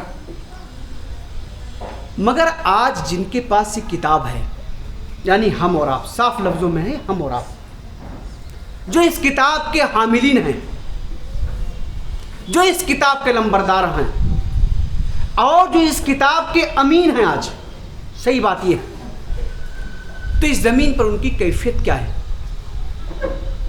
یہ عظیم کتاب ان کے پاس ہے جو عظمتوں سے سرفراز کرنے والی ہے، مگر وہی لوگ جن کے پاس یہ کتاب ہے، جب ان کی زندگیوں کا مطالعہ کرتے ہیں تو زمین کی پستیوں میں نظر آتے ہیں، آسمان کی بلندیوں میں نظر نہیں آتے۔ وہ معاشرہ جن کے پاس یہ کتاب ہے، آج کوئی مثالی معاشرہ نہیں رہ گیا ہے، بلکہ ہم جب دوسروں کو بتاتے ہیں یہ بات، خاص طور سے اپنے غیر مسلم بھائیوں کے حساب یہ کتاب ایسی ہے، اس طرح تبدیل آتی ہے، ایسی کتاب ہے وغیرہ وغیرہ، تو بہت سارے لوگ، ایک پروگرام کا واقعہ مجھے خاص طور پر یاد ہے، مراٹھی میں تقریر ہو رہی تھی، ہمارے کمان الدین نامدار سر ہیں، انہیں قرآن کا تعارف غیر مسلم بھائیوں کے سامنے پیش کیا کہ قرآن کی کتاب ہے، اس طرح تبدیل لانے والی کتاب ہے۔ گفتگو بہت اچھی رہی، بعد میں غیر مسلم بھائی جو ڈاکٹر تو کھڑے ہوئے، انہوں نے کہا سر میں آپ سے ایک سوال کرنا چاہتا ہوں، آپ نے جو بات کہی ہے بالکل میں اس کو مانتا ہوں، تسلیم کرتا ہوں، قرآن کی سچائی کو بھی تسلیم کرتا ہوں، مگر جو کچھ آپ نے کہا اس قسم کا کوئی سماج زمین پر موجود ہو مجھے بتا دیجیے۔ جو کچھ ابھی آپ نے کہا ایسا معاشرہ اگر اس زمین پر موجود ہو تو مجھے بتائیے، میں وہاں چلتا ہوں اور میں بھی اس معاشرے کا حصہ بننا چاہوں گا۔ تو عجیب و غریب بات یہ ہے کہ جب اس کتاب کے بارے میں ہم سب کہتے ہیں تو لوگ کہتے ہیں کہ صاحب یہ کتاب تمہارا خود اپنا مسئلہ تو حل نہیں کر رہی ہے اور تم دوسروں کا مسئلہ کیا حل کرنے چلے ہو؟ تمہارے خاندان کا مسئلہ، تمہاری ذات کا مسئلہ، تمہاری کمیونٹی کا مسئلہ، تمہارے اداروں کا مسئلہ تو حل ہی نہیں ہو رہا ہے، اور تم دعویٰ کر رہے ہو کہ تمہارے پاس عظیم کتاب ہے، دنیا کے سارے مسائل کو حل کرنے والی کتاب ہے، انقلاب لانے والی کتاب ہے، تبدیلی پیدا کرنے والی کتاب ہے وغیرہ وغیرہ۔ دیکھیے یہ ساری چیزیں جو لوگ کہتے ہیں اس کتاب پر، تو اس کتاب پر اعتراض نہیں ہے، کتاب کی صداقت اپنی جگہ پر بالکل حق ہے، دراصل ہم میں اور آپ میں کمی ہے اس کے حاملین ہیں، جو اس کتاب کے حاملین ہیں ان میں کمی ہے، خاص اس کی وجہ یہ ہے۔ قابل احترام حضرات، ہم سب جانتے ہیں کہ جس معاشرے میں کتاب نازل ہوئی تھی، عرب کے معاشرے میں، اس کے حوالے سے ہم واقف ہیں، ان کی کیفیت کیا تھی؟ وہ تو تہذیب و تمدن سے واقف ہی نہیں تھے، وہ پڑھنا لکھنا بھی نہیں جانتے تھے، ان کی کوئی منظم حکومت بھی نہیں تھی، ادارے بھی نہیں ہوتے تھے، کچھ بھی نہیں تھا، جہالت کی تاریکیوں میں بھٹک رہے تھے، وہ سب تفصیلات سے ہم واقف ہیں۔ مگر کتاب آنے کے بعد دیکھیے انہوں نے تہذیب و تمدن کی بنیادیں وہ رکھی، جس پر آج تہذیب و تمدن کا شاندار قصر تعمیر ہوا ہے، محل تعمیر ہوا ہے، علم کے سرچشمے وہاں سے پھوٹے، دنیا کے بہترین انسان اور سیاست داں وہاں سے ملے، کس کی بدولت؟ اس کتاب کی بدولت، اس کتاب کی بدولت۔ وہی کتاب آج ہمارے پاس بھی ہے۔ وجہ کیا تھی کہ جن کو وہ کتاب اس وقت دی گئی تھی انہوں نے اس کتاب کو مضبوطی سے تھام لیا تھا، پکڑ لیا تھا، اور جو کچھ کتاب کہہ رہی تھی اس کے مطابق انہوں نے اپنے آپ کو بدل لیا تھا. آپ دیکھیے اللہ کے رسول صلی اللہ علیہ وسلم کے بارے میں حضرت عائشہ سے جب پوچھا گیا کہ اللہ کے رسول کے اخلاق کیسے تھے تو حضرت عائشہ نے تعریف نہیں کی آپ یہ تھے آپ یہ تھے آپ یہ تھے. حضرت عائشہ نے ایک جملے میں جواب دیا کانا خلقہ القرآن. آپ کا اخلاق قرآن تھا. ایک جملے میں جواب. اس سے بہتر کوئی جواب ہو سکتا ہے؟ اس وقت جو لوگ تھے نہیں کہا جاتا تھا صاحب عبد الرحمن جا رہے ہیں عبداللہ جا رہے ہیں, کہا قرآن جا رہا ہے. چلتا پھرتا قرآن تھے وہ. آج ہمارے تفسیروں کی ضرورت پیش آتی ہے, تقریروں کی ضرورت پیش آتی ہے, مواعظ کی ضرورت پیش آتی تھی, کیونکہ جو کچھ وہاں ہوتا تھا وہ ماڈل وہاں موجود ہوتا تھا. ہم لوگ دیکھ لیتے تھے, یہ ہے لوگ دیکھ لیتے تھے. اس کی چند مثالیں میں آپ کے سامنے پیش کرتا ہوں کہ صحابہ کرام رضی اللہ تعالیٰ عنہ, اللہ ان سے راضی ہو گیا, خوش ہو گیا, اور وہ بھی اللہ سے راضی اور خوش تھے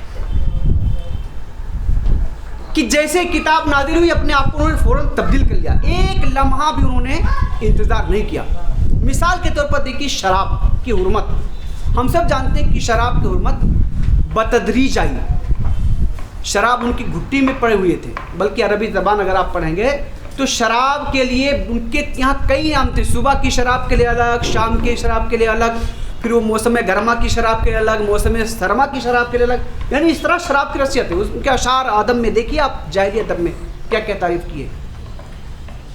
تو بتدریج ہوئی, اور آخری جو حکم نازل ہوا جس کے آخری الفاظ ہیں فہل انتم منتہون, کیا اب تم رک جانے والے ہو, کیا اب تم باز رہو گے اس سے.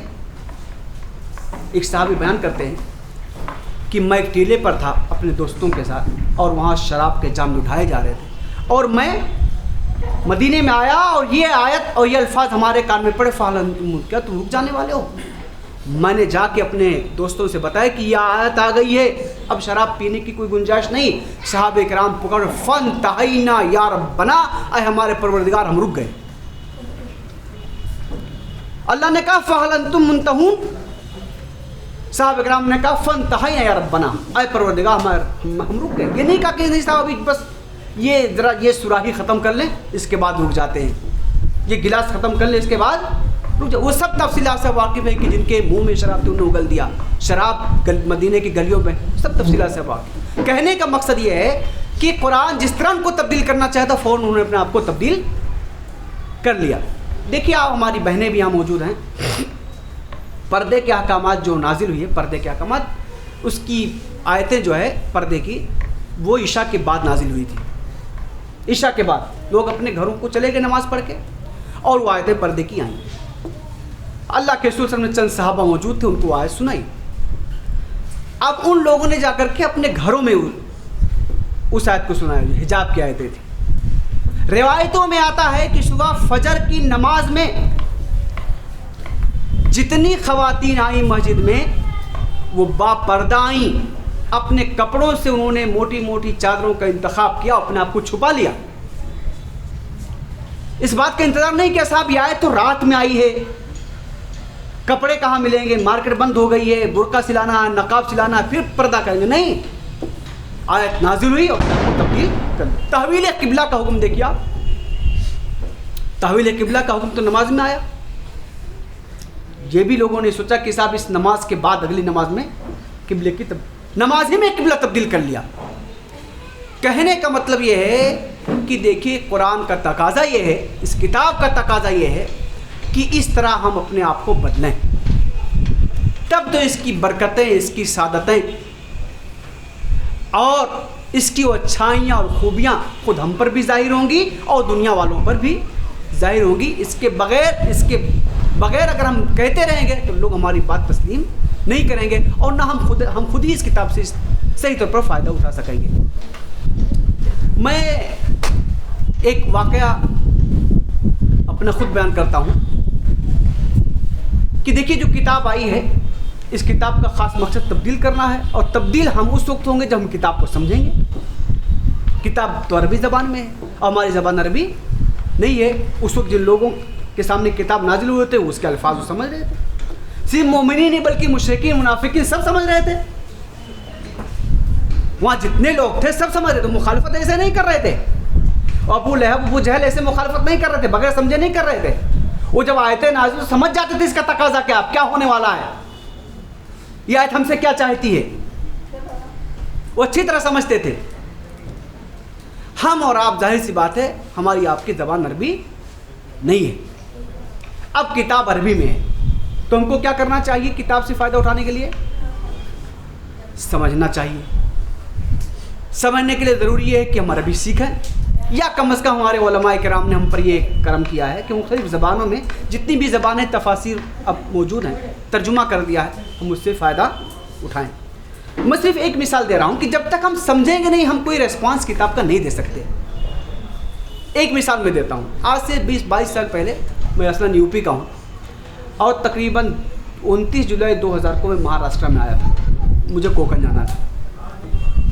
جولائی کا مہینہ بارش کا ہوتا ہے, شدید بارش کا ہوتا ہے کوکن. تو دلی سے آیا تھا, میں کتابوں کا ایک بنڈل بھی اپنے پاس لایا تھا. ہم نے کہا یہاں کتابیں پڑھنے کو ملیں گی کہ نہیں ملیں گی, تو وہاں سے لیتا چلا آیا, باقاعدہ ایک باکس کتابیں تھی. تو اس وقت جو ایس ٹی چلتی تھی ریڈ کلر کی, پیچھے گیٹ رہتا تھا, تو آگے گیٹ ہو گیا ہے, لال ڈپا اس کو بولتے تھے. پنویل میں جو ہے وہ کتابوں کا بنڈل میں نے اٹھایا اور جا کر کے گیٹ کے پاس رکھ دیا, اور میں وہاں کھڑا ہو گیا. بارش ہو رہی تھی, پیچھے ایک لمبی قطار تھی, میں نے دیکھا بھی نہیں, اور میں کھڑا تھا آرام سے. پیچھے سے لوگ البتہ کچھ لفظ بول رہے تھے, پوڑے چلا پوڑے. اب میں سمجھ رہا ہوں پوڑے چلا, اس وقت اتنا نہیں سمجھ رہا تھا. پوڑے چلا اس وقت اتنا نہیں سمجھ رہا تھا. میں کھڑا تھا اطمینان کے ساتھ. ایک آدمی آیا, اس نے میرا کندھا پکڑا. کیا کر رہے تم؟ کیا میں کیا کر رہا ہوں, میں تو آرام سے کھڑا ہوں. تو کہ دیکھو لوگ بھیگ رہے ہیں, اور پوڑے چلا. پوڑے چلا کیا پوڑے چلا؟ تو آگے بڑھو. اچھا, ہم نے کہا مجھ سے کہہ رہے ہیں آپ آگے بڑھو, ٹھیک اب میں پڑھتا ہوں. میں نے کتاب کا بنڈل اٹھایا, میں آگے بڑھ گیا. کتاب کا بنڈل میں نے رکھ دیا, اور پھر لوگ بھی آ گئے. مگر آگے جاتے جب میں نے وہاں بنڈل رکھا تو میرا ذہن قرآن مجید کی طرف گیا, اور میں نے سوچا. میں نے کہا صرف 2 لفظ پوڑے چلا, اس کا مطلب میں نہیں سمجھ رہا تھا کیونکہ میری زبان نہیں تھی. اب لوگ مجھے سے کہہ رہے تھے آگے بڑھو, مگر بڑھ ہی نہیں رہا تھا کیونکہ میں سمجھ ہی نہیں رہا تھا. میں کرتا کیا بھائی, پوڑے چلو میں آگے جاؤں پیچھے جاؤں, میں کچھ سمجھوں تو میں کروں. میں بالکل کھڑا تھا, اور بلکہ کھڑا ہی تھا, دوسروں کے لیے بھی رکاوٹ بنا ہوا تھا. ان کی پریشانیوں کا سبب بنا ہوا تھا.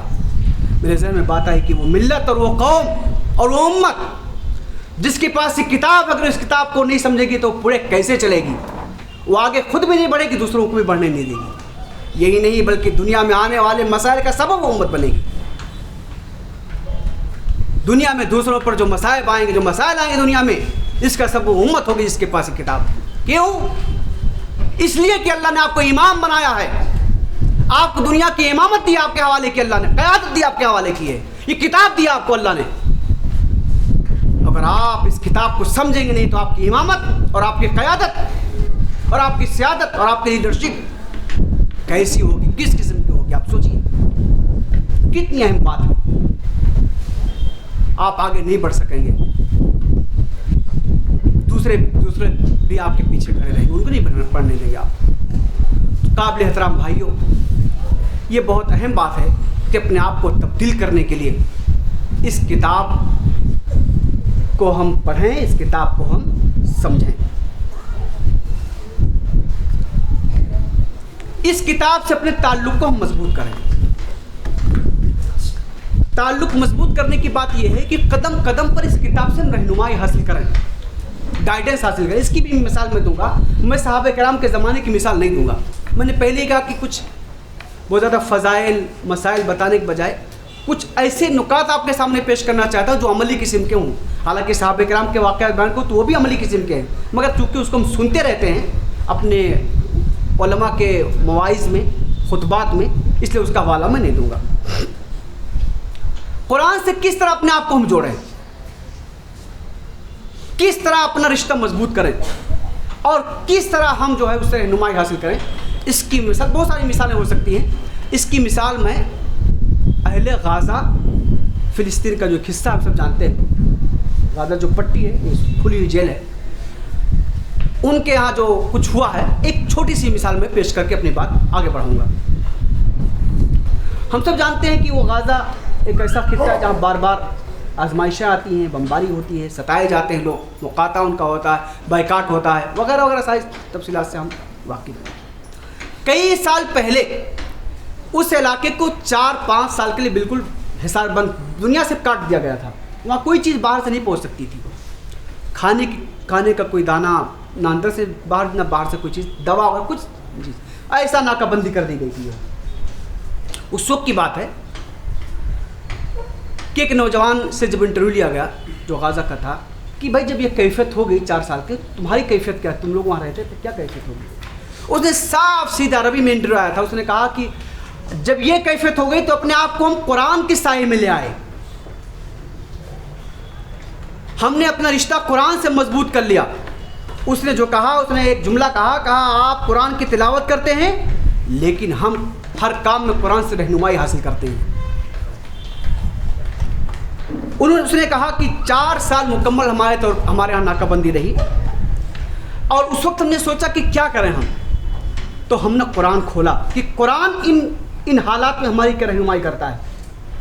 वो कह रहे हैं कि साहब हमको सूरह ज़ुमर की आयत नंबर 53 मिली और मैंने उसको पढ़ा, उसमें था वमन यत्तक़िल्लाह यजअल लहू मख़रजा, कि जो अल्लाह से डरता है अल्लाह सारे मसाइब से निकलने के लिए उसके लिए रास्ता पैदा फरमा देता है। वयरज़ुक़हु मिन हैसु ला यहतसिब, सूरह तलाक़ की आयत है 2 और 3। और अल्लाह ताला उसको ऐसे रास्तों से रिस्क पहुंचाता है कि उसके वहमो गुमान में भी नहीं होता। उस नौजवान ने कहा कि फिर हमने अपने लोगों से कहा कि अल्लाह से अपना रिश्ता मजबूत करो, अल्लाह से डरो, अल्लाह तुम्हारा रिस्क तुम्हारे पास भेजेगा, अल्लाह छोड़ेगा नहीं, क्योंकि अल्लाह की किताब हमको बता रही है। फिर वो कह रहा है कि सूरह ज़ुमर की आयत नंबर 53 हमने पढ़ी, ला तक़नतु मिन रहमतिल्लाह, अल्लाह की रहमत से मायूस ना हो। हमने अपनी सारी उम्मीदें सारे जहान वालों से काट करके अपने रब से बांध ली। दुनिया वाले हमारे लिए कुछ नहीं कर सकते, कोई कुछ नहीं कर सकता। हमने अपने सारे आस अपने रब से लगा लिए, वही सब कुछ कर सकता है, सब कुछ उसी के हाथ में है। और फिर वो नौजवान कहता है कि हमने सूरह हूद की आयत नंबर 6 पढ़ी, वमा मिन दाब्बतिन फिल अर्ज़ि इल्ला अलल्लाहि रिज़्क़ुहा, कि ज़मीन पर कोई भी जानदार नहीं जिसका रिज़्क़ उसके रब के हवाले ना हो। तो हमने समझ लिया नाकाबंदी कुछ भी करें मगर हमारा रब हमारा रिज़्क़ हम तक पहुँचाएगा, क्योंकि कुरान मजीद में कह रहा हो। वो नौजवान कह रहा, फिर सूरह नजम की आयत नंबर 39 पढ़ी, उसमें था वअल्लैसा लिल-इंसान इल्ला मा सआ, मगर इंसानों को वही कुछ मिलेगा जिसके लिए वो कोशिश करेंगे। इसका साफ मतलब हमने समझ लिया कि हम हाथ पे हाथ धरे बैठे रहेंगे तो हमारा रब कुछ नहीं करने वाला है, बल्कि हमें कुछ कोशिशें करनी पड़ेंगी तो हमको मिलेगा। अल्लाह ताला आसमान से बिरयानी के दस्तरखान नाजिल नहीं फरमाएगा, दवाओं के पैकेट आसमान से नाजिल नहीं फरमाएगा, हमें कोशिशें करनी पड़ेगी। वो नौजवान बड़े जज्बाती अंदाज में कह रहा था कि फिर हमने क्या किया, ज़मीन के ऊपर तो उन्होंने नाकाबंदी कर रखी थी, हमने ज़मीन के नीचे से सुरंगें खोदना शुरू कर दिया। ज़मीन के नीचे से सुरंग, इतनी तवील सुरंग बना दी कि हमने मिस्र की सरहद से मिला दिया और मिस्र के मार्केट से हमारे यहाँ सामान आने लगा। कुरान से रहनुमाई हासिल की हमने कुरान खोला ऐसे मौके पर और कुरान की आयतें पढ़ पढ़ के हमने कहा हमको ये करना है, ये करना है, ये करना है। और उसके बाद जब उन सुरंगों का इल्म अमेरिका और दूसरी बड़ी ताकतों को हुआ तो उन्होंने क्या किया, बड़ी बड़ी लोहे की चादरें उन्हें अमेरिका से भेजी और उन सुरंगों को बंद किया, उन सुरंगों को बंद किया। वो नौजवान कह रहा कि जब सुरंगें बंद होंगी तो फिर अजीब कशमकश हम 2-4 थे। फिर हमने कुरान खोला और कुरान खोलने के बाद हमने सूरह अनफाल की आयत पढ़ी, वअईदू लहुम मस्ततातुम मिन कुव्वा, अपने दुश्मनों के मुकाबले में जो कुछ भी हो सकता है करो। वो नौजवान कह रहा कि फिर हमने मामूली हथियारों से उन लोहे की चादरों को जिनके बारे में दावा था इस पर बम भी असर नहीं कर सकता, उनको हमने काट डाला, उनको हमने काट डाला। और उसने कहा एक और फजल अल्लाह का हुआ, वो ये कि वासा अन तुकरहू शैअन व हुवा खैरुल लकुम, ये सूरह बकरा की आयत है कि अल्लाह ने फरमाया कि कोई चीज़ हो तुम्हें बुरी लग सकती है तुम्हारे साथ जो हो रही है, मगर हो सकता है अल्लाह ने उसमें खैर रखा हो। जब ये लोहे की चादरें लगाई जा रही तो हमको बुरा लग रहा था कि हमारे रास्ते बंद हो रहे हैं, मगर इसमें खैर ये था कि सुरंग बहुत लंबी थी, मिट्टी गिर जाती थी, मगर जब हमने काटा तो सपोर्ट उसका मिल गया, वो सारे मसाइल भी हल हो गए। تو اس طرح ہم نے قرآن سے رہنمائی حاصل کی. میرے بھائیوں کتنی عظیم بات ہے قرآن سے رہنمائی. وہ نوجوان کہتا ہے پھر ہم نے اپنے یہاں 90 ڈیز میں حفظ قرآن کے کیمپ لگائے, اور اس سے بڑھ کر کے ہم نے 60 دنوں میں 60 ڈیز میں اپنے بچوں کو قرآن حفظ کرایا, تاکہ ان کو قرآن کھولنے کی بھی ضرورت پیش نہ, ان کے سینوں میں قرآن لکھا ہو, ان کے سینوں میں قرآن لکھا ہو. صبحیہ علی ایک خاتون 59 ایئرس جن کی ایج ہے, وہ کہتی ہیں کہ ہمارے نصرت کے 3 ستون ہیں. دشمنوں کے مقابلے میں ہماری نصرت کے 3 ستون ہیں. نمبر 1 مسجد, اللہ سے اپنا تعلق ہم نے مضبوط کیا.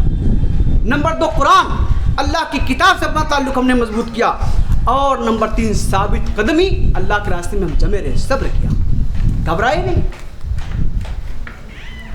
قابل احترام حضرات, وہ کہتی ہیں, ایک جملہ میں آپ کو سنانا چاہتا ہوں کہ جب تک ہم قرآنی اخلاق سے آراستہ نہیں ہوں گے, آزادی کی نعمت ہم کو نہیں مل سکتی. قرآنی اخلاق, آپ کیا آج کسی مسلمان کے بارے میں کہہ سکتے بھارت میں اس کا قرآنی اخلاق ہے؟ ہم پورے وثوق سے کہیں گے صاحب قرآنی اخلاق کے مالک ہیں, کہہ سکتے. اپنے بارے میں ہم کہہ سکتے ہیں, دوسروں کو جانے دیجیے. کیا اپنے بارے میں کہہ سکتے ہیں کہ صاحب ہمارا اخلاق قرآنی اخلاق ہے؟ نہیں کہہ سکتے میرے بھائیوں. اس وقت جو مسائل, جو مصائب, جو ملت پر قسم و پرسی کے حالات, جو بے بسی کے حالات, یہ سب کچھ ہے, یہ خاص اس کی وجہ صرف قرآن سے دوری ہے. دیکھیے لوگ کہتے ہیں ملت کا سیاسی مسئلہ ہے, ملت کا معاشی مسئلہ ہے, ملت کا تعلیمی مسئلہ ہے, ملت کا, میں کہتا ہوں ملت کا کوئی مسئلہ نہیں. ہمارے پاس صرف 1 ایجنڈا پروگرام ہے, ملت قرآن سے دور ہے بس. قرآن سے غفلت, قرآن سے دوری, 1 نکاتی پروگرام ہے. ایک ہی سبب ہے, ہم قرآن کی طرف پلٹ آئیں, ہمارے سارے مسائل حل ہو جائیں گے. نہ ہمارا کوئی سیاسی مسئلہ رہے گا, نہ ہمارا کوئی غربت کا مسئلہ رہے گا, نہ ہمارا کوئی معاش کا مسئلہ رہے گا, نہ ہمارا کوئی تعلیم کا کوئی مسئلہ نہیں رہے گا. ایک عالم دین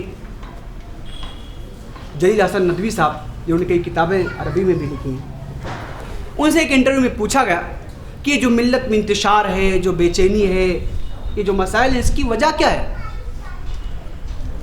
بہت صحیح جواب دیا انہوں نے فرمایا کہ اس کی صرف ایک ہی وجہ ہے, قرآن چھوڑ دینا. ابھی کسی نے کہا تم خار ہوئے تاریخ قرآن ہو کر, علامہ اقبال کا کوئی شعر پڑھ رہا تھا, قرآن چھوڑ دینا. جلیل حسن ندوی صاحب نے کہا کہ جس قوم کو, جس ملت کو اللہ کی کتاب دی جائے تو اس ملت کا عروج و زوال اس کتاب سے وابستہ ہو جاتا ہے, اس کتاب سے وابستہ ہو جاتا ہے. اگر وہ ملت, وہ امت, وہ گروہ اور وہ جماعت اس کتاب کو مضبوطی سے تھام لیتی ہے تو عروج کی بلندیوں پر پہنچتی ہے. اور اس کتاب پر اس کی گرفت کم ہو جائے, ڈھیلی پڑ جائے, اس کتاب کو چھوڑ دے تو پھر وہ پستی کی عطا گہرائیوں میں چلی جاتی ہے. آج ہمارے پاس ایک کتاب ہے, ہمارے عروج و زوال کی ساری کہانی اس کتاب سے وابستہ ہے. اگر دنیا میں ہم عروج چاہتے ہیں تو اس کتاب کو پھر سے پکڑنا پڑے گا. تمسک بالکتاب, رجوع الی القرآن, قرآن کی طرف ہم کو پلٹنا پڑے گا. اس کے علاوہ اور کوئی پروگرام آپ کسی کو نہیں دے سکتے. جتنے بھی پروگرام اس کے علاوہ بنیں گے وہ سب سمجھیے کہ وہ پروگرام ہوں گے جو اس ملت کی بیماریوں کا پورا حل نہیں ہوں گے.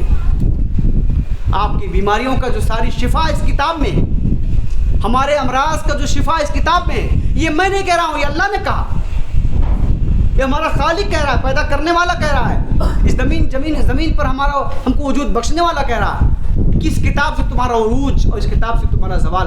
اسی بات کو اللہ کے رسول نے فرمایا, حضرت عمر کے حوالے سے حدیث آئی ہے یہ کہ اللہ تعالیٰ اس کتاب کے ذریعے سے بہت سارے لوگوں کو رفعت بخشتا ہے اور بہت سارے لوگوں کو نیچے گراتا ہے, اسی کتاب کے ذریعے. تو یہ کتاب قابل احترام بھائیوں, دیکھیے آج جو اس ضرورت رجوع قرآن کی مہم کی پیش آئی,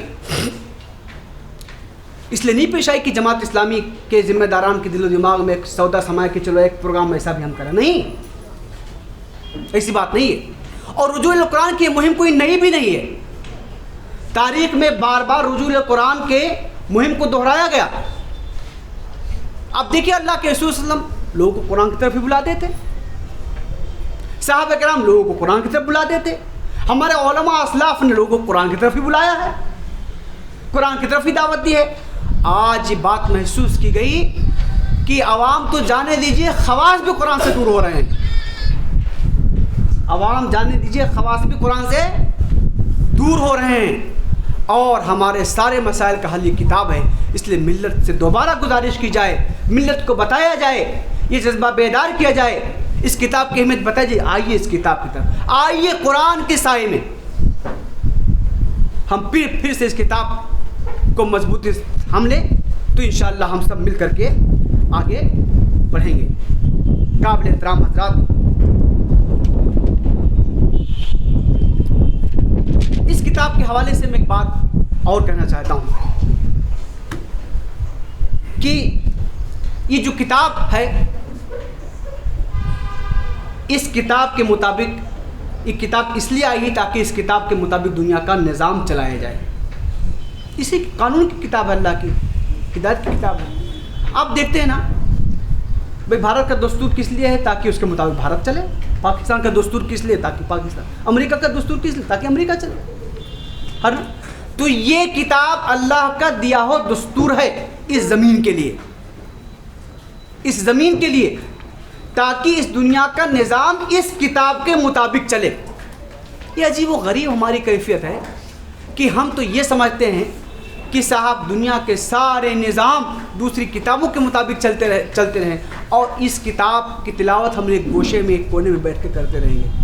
نہیں، یہ کتاب تو دیکھیے اللہ کے رسول ہم کو غار ہرا سے لے کر کے اٹھا کر کے لوگوں کی مجلسوں میں لے کے آئی، طائف کے میدان میں لے کے گئی، بدر کے میدان میں لے کے گئی، اذیتیں اللہ کے رسول نے سہی، مخالفتیں ہوئیں، کیا کیا کچھ نہیں ہوا اس کتاب کی وجہ سے۔ تو یہ کتاب تو انسانوں کو گوشوں سے، کونوں سے نکال کر کے دنیا کی محفلوں میں لانے کے لیے کتاب آئی ہے، گوشہ گیر کرنے کے لیے کتاب نہیں آئی ہے۔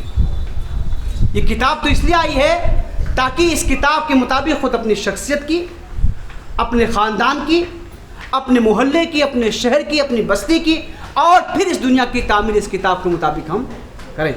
اس بات کی ضرورت ہے۔ تو قابل احترام حضرات، کتنا منٹ ہے؟ اور 5 منٹ، ماشاء اللہ، اللہ تعالیٰ۔ تو قابل احترام حضرات، یہ کتاب اس لیے آئی ہے۔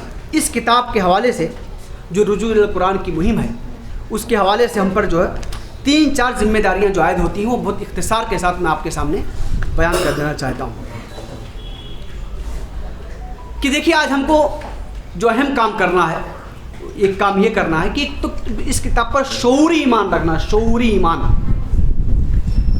سوچتے بوجھتے ایمان، پورا یقین کے ساتھ کہ کتاب اللہ کی کتاب ہے، یہ کتاب عظمت والی کتاب ہے، یہ کتاب جس کی خوبیاں وغیرہ بتائی گئی ہیں، یہ کتاب شعوری ایمان۔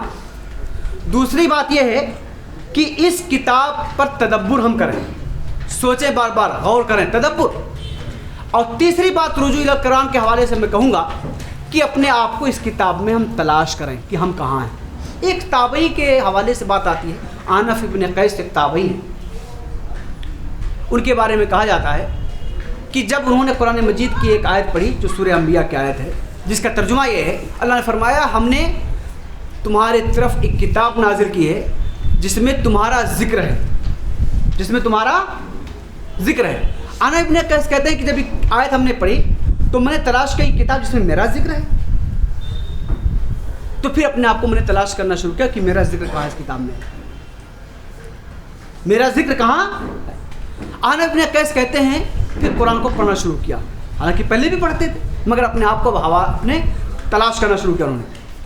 وہ کہتے ہیں کہ میرا گزر ان آیتوں پر سے ہوا جس میں صلحاء کا، متقین کا اور اللہ کے ہاں بلند مقام پانے والوں کا ذکر ہے، تو میں نے کہا نہیں، میں اتنا بلند تو نہیں ہو سکتا، یہ میں نہیں ہوں۔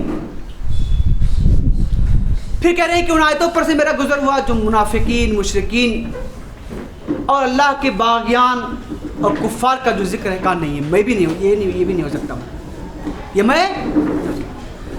وہ کہہ رہے ہیں پھر ان آیتوں پر سے میرا ذکر ہوا جس میں اللہ نے فرمایا کہ تم خطا کار تھے، گناہ گار تھے، یہ تھے، اور تم پھر نے توبہ کیا اور اللہ کی طرف پلٹے وغیرہ وغیرہ، تو کہا یہ میں ہوں۔ یہ میرا ذکر ہے، یہاں پر میرا ذکر ہے. یہ احنف ابن قیس یہاں موجود ہیں. قابل احترام حضرات، یہ وہ کتاب ہے جس میں ہمارے رب نے فرمایا تمہارا ذکر ہے. ہم میں سے ہر فرد کا اس میں ذکر ہے، ہمارے ہر بھائی ہر بہن کا اس میں ذکر ہے، ہمارے ہر بچے کا اس میں ذکر ہے، دنیا کے سارے انسانوں کا اس میں ذکر ہے، قیامت تک آنے والے سارے انسانوں کا اس میں ذکر ہے. ہمیں اپنے آپ کو قرآن مجید میں تلاش کرنا چاہیے کہ ہم کہاں ہیں. یہ بہت اہم بات ہے رجوع قرآن کے حوالے سے کہ قرآن مجید میں اپنے آپ کو ہم تلاش کریں کہ ہم کہاں ہیں، ہماری تصویر کہاں نظر آ رہی. ظاہر سی بات ہے ہم سب کا ذکر ہے.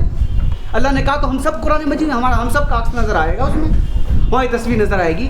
تو قرآن پڑھتے ہوئے اپنے آپ کو ہم تلاش کریں کہ یہاں ہم کہاں ہیں، اللہ ہمارا ذکر کہاں کر رہا ہے. رجوع الی القرآن کے حوالے سے ایک اہم بات آپ کے سامنے یہ عرض کرنی تھی.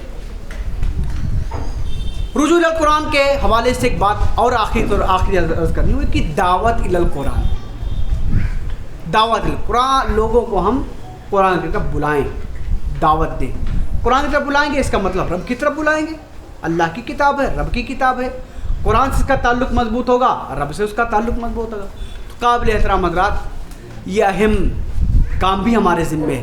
اللہ نے ہم کو داعی ملت بنایا ہے، داعی امت بنایا. بھی آپ نے ہمارے پروفیسر واجد صاحب کی جو گفتگو سنی، وہ چونکہ خود دعوتی کام کرتے رہتے ہیں، بہت طرف رکھتے ہیں، اور ان کے ساری گفتگو میں اس کا عکس اور رنگ بھی تھا کہ دنیا کے سارے انسانوں کو انسانوں تک کی کتاب کو پہنچانی ہے اور سارے انسانوں کو اس کتاب کی طرف کو دعوت دینی ہے.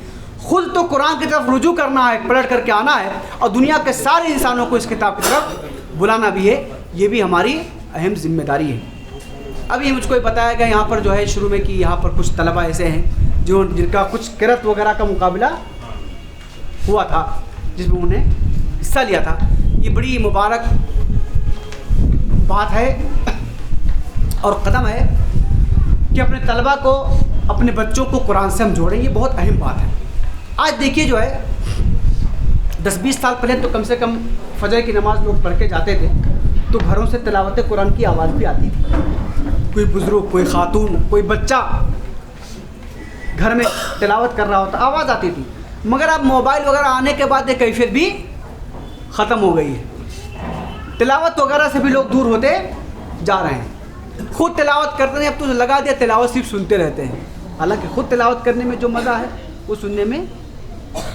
اپنے بچوں کو، اپنی نسلوں کو ہم قرآن کی طرف بلائیں، اپنے عورتوں کو، اپنی خواتین کو قرآن کی طرف بلائیں، اپنے گھروں میں قرآنی ماحول بنائیں. ہفتے میں کم از کم ایک دن قرآن کے حوالے سے اپنے بچوں کو لے کے ہم بیٹھیں. رجوع الی القرآن کے تعلق سے بہت اہم بات ہے. ہفتے میں ایک دن کیا اپنے بچوں لے، ہم جہاں ہفتے پر اپنے بچوں لے کام کرتے ہیں تو ایک دن وہ کام جو آخرت میں بھی کام آنے والا ہے، آخرت کی زندگی میں کام، اپنے بچوں کو لے کے ہم بیٹھیں. سید عمر تلمسانی کے حوالے سے مجھے ایک بات یاد آ رہی ہے. اخوان کے بڑے رہنما تھے وہ. ایک بار ان کے محلے میں ایک شادی تھی تو ان کو دعوت دی گئی کہ صاحب نکاح ہے اور ہم چاہتے ہیں کہ نکاح، خطبہ نکاح آپ ہی دیجئے. تو عمر تلمسانی نے کہا کہ نہیں، میں آج بہت مصروف ہوں، میں خطبہ نکاح نہیں دے سکوں گا. تو کہا نہیں، آپ تو خالی آ جائیں، کوئی آپ کا پروگرام بھی نہیں، کہیں جا بھی نہیں، کیا آپ کی مصروفیت ہے؟ کہا نہیں، آج ہمارے گھر کا اجتماع ہے جس میں میری شرکت ضروری ہے. میرے گھر کا اجتماع جس میں میری شرکت ضروری ہے. حالانکہ ہم دوسرے اجتماعات میں شرکت ضروری سمجھتے ہیں، مگر میں سمجھتا ہوں کہ اپنے گھروں کے اجتماعات میں ہماری شرکت ضروری ہے. اس سے ہمارے گھروں کا مستقبل بنے گا، سنورے گا، اور جب ہمارے گھروں کا مستقبل بنے گا، سنورے گا تو ہمارے خاندان، ہمارا محلہ اور معاشرہ کس طرح آگے بڑھے گا، اس کا آپ اس وقت جو ہے اندازہ نہیں لگا سکتے. بہت شکستہ جملوں میں، بے ربط سے جملوں میں کچھ باتیں میں نے آپ کے سامنے رجوع الی القرآن کے حوالے سے کہنے کی کوشش کی ہے.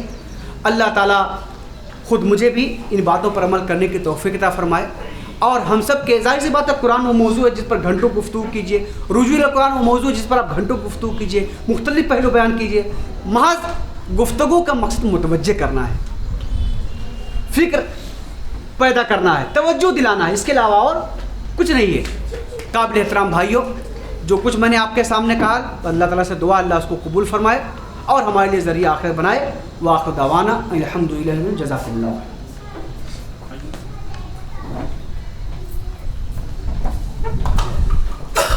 अस्सलाम वालेकुम हजरात, अभी आप मौलाना नसीर इस्लाही साहब से गोशगवार हो रहे थे।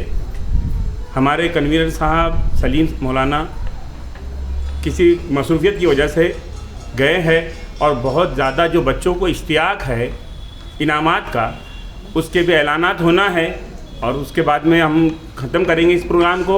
मैं चाहता हूं कि मुफ्ती साहब अपने मुख्तसर अपने ख़यालात का इजहार करें और बच्चों को ये एहसास दिलाए कि भाई ये जो हमारे प्रोग्राम हुआ है, इस प्रोग्राम का मकसद क्या है। इसका मकसद सिर्फ 1 दिन 2 दिन 5 दिन हम कुरान की तिलावत कर ले, हम सनदें हासिल कर ले, हम मुकाबला जाती मुकाबलों में हिस्सा ले ले और उसके बाद में हम कामयाबी ले ले और बस ख़त्म हमारा, वो नहीं है। इसका मकसद है कि हम कुरान को किस तरह से ज़्यादा हमारी ज़िंदगी में लाएं। इसका ख़ास मकसद ये जो रुजू इलल कुरान जमात इस्लामी और इंडिया में मना रही है, इसके पीछे ख़ास मकासद जो हमारे है, ये उलमा इकराम जो है कुरान के पासबान कहा जाता है इन्हें। ये लोगों के दरमियान कुरान को किस तरह से सरायत किया जा सकता, ये ज़्यादा कोशा रहते हैं उसमें। ये मदारिस असल में हमारे दीन के मराकिज़ है। हम चाहते हैं कि इन मराकिज़ से इस पे ज़्यादा से ज़्यादा फोकस हो, हमारे कौम के दरमियान इस बात की तरफ लोग ज़्यादा से ज़्यादा मुतवज्जे हो कि हम कुरान से किस तरह से मुस्तफ़ैद होते, हम खुद इससे फ़ायदा उठाए और हमारी अवाम को भी इसकी तरफ रागिब करे, वो भी इससे ज़्यादा से ज़्यादा फ़ायदा उठाए। मैं चाहता हूँ मुफ्ती साहब अपने ख़यालात के साथ आप 5 मिनट जनाब आइए भाई, आप मुख्तसर बोलिए जनाब, आइए। मुफ्ती साहब आ रहे हैं यहाँ पे आपके साथ।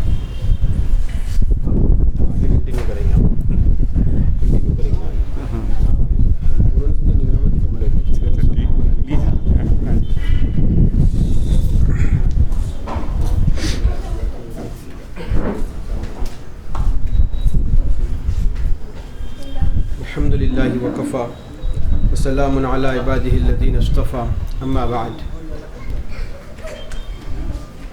काबिल एहतराम बुज़ुर्गान अज़ाम, ख़वातीन इस्लाम और दूर दराज से तशरीफ़ लाए हुए मेहमानान किराम, मैं तो आज की मजलिस का हिस्सा नहीं था, मैं तो सुनने के लिए आया था। और मैंने कहा भी कि फ़िरोज़ आज़मी साहब को कई साल हो गए मैंने सुना नहीं, तो आज उनको सुनने का है। लेकिन मुझे 5 मिनट के लिए खड़ा किया गया है, तो 2-3 बातें अचानक जो जहन में लडाल दे मैं आपके सामने पेश करता हूँ। दुनिया की किताबों में कुरान चमकता है, दुनिया की किताबों में कुरान चमकता है, कुरान में अल्लाह का फरमान चमकता है, कुरान में अल्लाह का फरमान चमकता है। आदत बना ले जो तिलावत कुरान की, आदत बना ले जो तिलावत कुरान की, अल्लाह की नज़रों में वह इंसान चमकता है। अल्हम्दुलिल्लाह काफ़ी देर से आप हज़रात कुरान मजीद से मुताल्लिक़ और ख़ुसूसन रुजू इलल कुरान से मुताल्लिक़ कुछ बातें सुन रहे हैं। ये लफ्ज़ रुजू इलल कुरान हमें इस बात का एहसास दिला रहा है कि हम कुरान पर है नहीं आज। रुजू का मतलब पलट आना है, मतलब थे, पहले थे, आज नहीं है। रुजू का मतलब है पलट कर आ जाए, लौट कर के आ जाए। तो इससे ये बात समझ में आती है कि हम आज कुरान के ऊपर नहीं हैं, इसलिए हमें ज़रूरत इस बात की है कि हम कुरान की तरफ लौट जाएं। इतनी देर से हमने ये बहुत सारी गुफ्तगू सुनी है, बड़ी अहम और कीमती बातें बताई गई है कि कुरान मजीद में सारी चीज़ों का इल्म है, सब कुछ कुरान मजीद के अंदर है। कितने बड़े से बड़े मसले का हल कुरान मजीद के अंदर मौजूद है।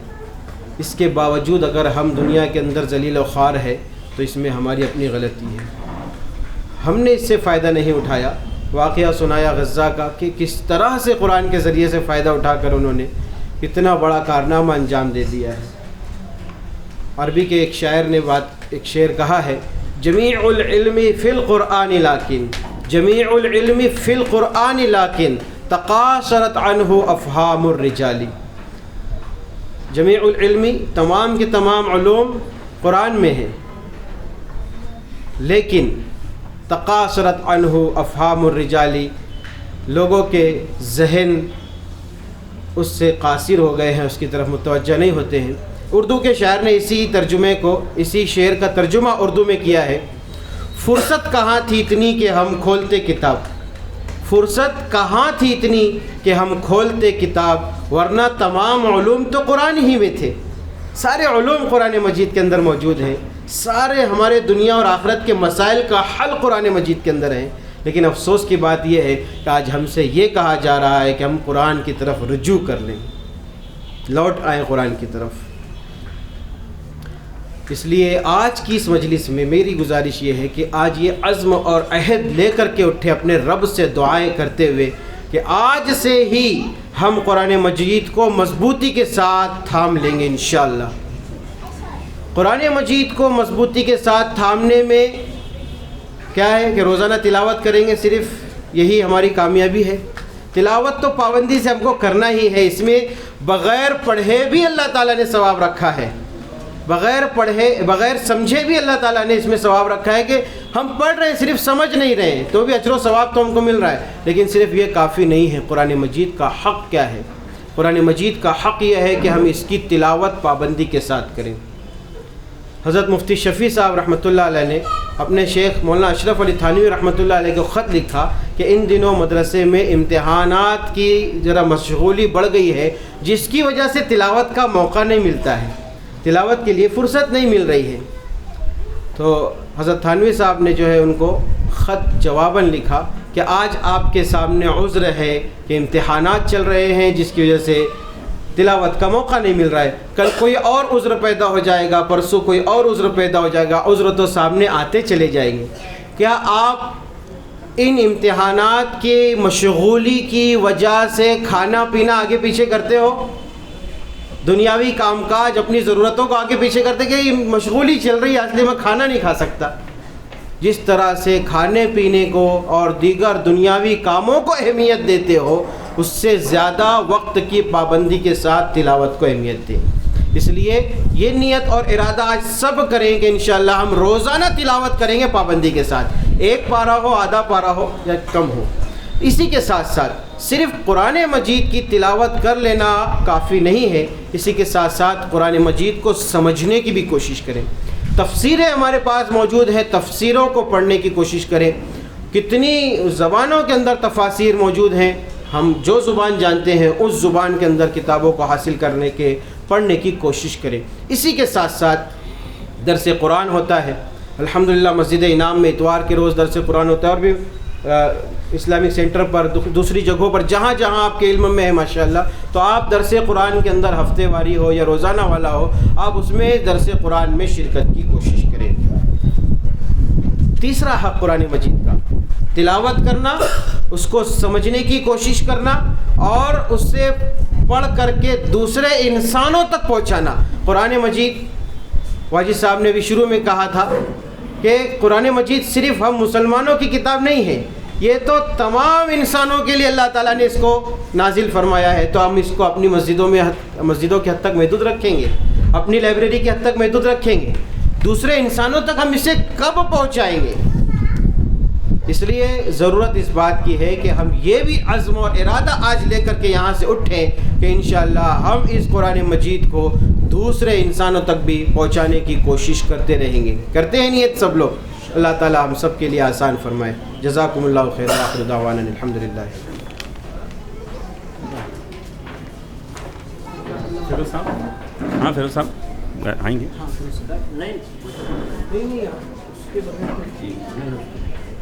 ہمارے درمیان ناظم ضلع تشریف فرما ہے، میں چاہتا ہوں کہ فیروز صاحب جو ہے اپنے ذریعی خیالات سے سب کو نوازیں۔ بسم اللہ الرحمن الرحیم، محمد صلی اللہ رسول کریم۔ محترم مکرم مہمان ہمارے خصوصی مولانا نصیر احمد اصلاحی صاحب، مفتی صاحب اور ناطق شہر کے تمام ہی معززین مرد و خواتین اور بچے، السلام علیکم ورحمۃ اللہ وبرکاتہ۔ دیکھیے، اصل میں ایک بات یہ ہے کہ کسی بھی اس طرح کے مجلس میں اگر صدارتی خطاب ہو جائے تو اس کے بعد جو ہے اس تکلف کی ضرورت نہیں رہتی کہ کوئی اور بھی اپنی بات پیش کرے، اس لیے بھی۔ اور دوسری بات یہ ہے کہ ہم نے جو وقت دیا اس میں، تو اس وقت کے لحاظ سے بھی اب ہم کو ظہر سے پہلے پروگرام کو ختم کرنا ہے، تو بہت زیادہ گنجائش نہیں ہے۔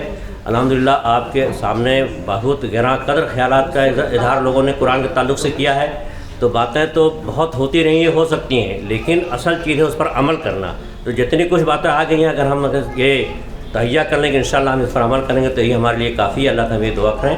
وآخر دعوانا الحمدللہ رب العالمین. تو ابھی تو اس میں آپ لوگ تھوڑا آئیے ادھر، کوئی مقامی گانا اوپر نیچے نا میں ہاں تو اس کو کر دیجیے. حضرات اب جو ہے یہ تقسیم انعامات کا جو پروگرام ہے، آخری کڑی ہے اس پروگرام کی، وہ بھی ابھی ہمارے مفتی صاحب جو ہے چاک آؤٹ کر کے بتانے والے ہیں. تو مجھے ایسا لگتا ہے کہ تمام بچے جو ہے حاضر ہے اس وقت اور ان کو ابھی انعامات سے نوازا جائے گا. اس کی نظامت مفتی صاحب کریں گے.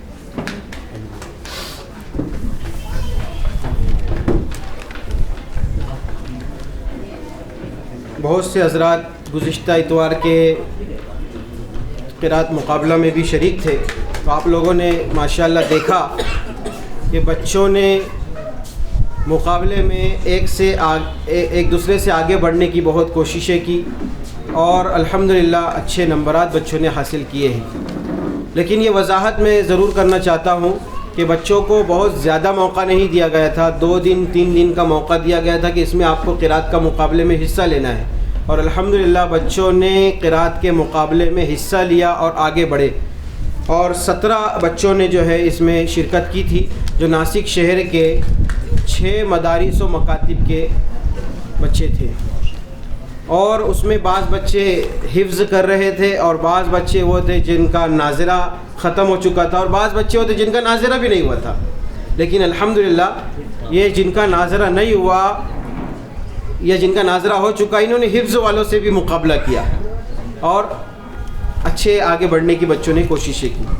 دوسری بات یہ بھی میں واضح کرنا چاہتا ہوں کہ اس مقابلے میں بطور جج کے 2 لوگوں کا انتخاب کیا گیا تھا اور وہ دونوں بھی ہمارے ناسک کے لیے نئے لوگ تھے. بلکہ پچھلے پروگرام میں ہی میری پہلی ملاقات ان لوگوں سے بھی تھی. میری پہلی ملاقات ہونا مطلب یہ ہے کہ میں بھی ان لوگوں کو نہیں جانتا تھا. تو ایسے لوگوں کا انتخاب جج کی حیثیت سے کیا گیا ہے اور ان جج حضرات نے جو بچوں کو مارکس دی ہے ان کی تجوید کو دیکھتے ہوئے، ان کی حفظ یا ان کی روانی کو دیکھتے ہوئے کہ کس انداز سے وہ لوگ پڑھ رہے تھے اور ان کی ہمت کو دیکھتے ہوئے اس کو مد نظر رکھتے ہوئے دونوں جج حضرات نے 100 نمبرات میں سے نمبر دیے اور پھر ان دونوں کو کاؤنٹ کیا گیا اور ان دونوں کو کاؤنٹ کرنے کے بعد جو درجات حاصل ہوئے ہیں وہ درجات ابھی آپ کے سامنے پیش کیے جائیں گے. الحمدللہ اس وقت میں بھی موجود تھا اور بھی شہر کے دیگر علماء کرام موجود تھے. ہم نے اطمینان کو پایا کہ واقعی میں قابل اطمینان یہ مقابلہ مسابقہ رہا ہے اور جج حضرات نے ایمانداری کے ساتھ میں جو ہے سب کو نمبرات دیے ہیں اور اس کے اوپر ہم لوگوں نے دستخطیں بھی ثبت کی کہ ہاں ہمیں اس پر اطمینان رہا ہے.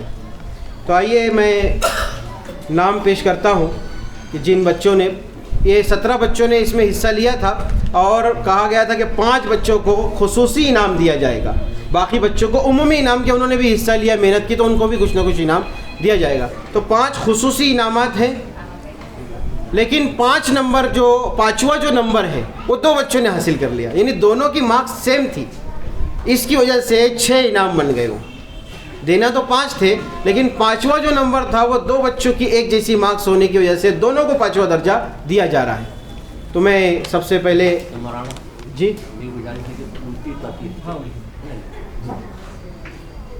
ہے تیار، بچے یہاں موجود ہیں نا، تو ناموں کا آپ کو انتظار ہے. ہفتے بھر سے آپ انتظار کر رہے تھے کہ ہاں ہمارا نام آ جائے.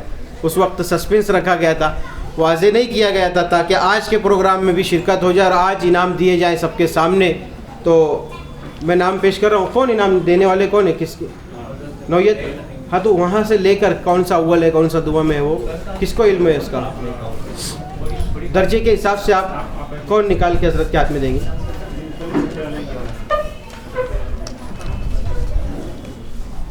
میں گزارش کروں گا ہمارے مہمان مکرم فیروز اعظمی صاحب سے کہ وہ بچوں کو انعامات سے نوازیں. خصوصی انعامات فیروز اعظمی صاحب دیں گے اور مولانا نصیر صاحب جو ہے وہ باقی عمومی انعامات تقسیم کریں گے. تو سب سے پہلے میں بتاؤں کون آیا ہے؟ اچھا ہے, متوجہ سب بچے لوگ ماشاءاللہ. تو 5ویں درجے سے کامیابی حاصل کی ہے 2 بچوں نے, اور وہ دونوں ہی بچے جو ہے جامعہ رحمانیہ کے طالب علم ہیں.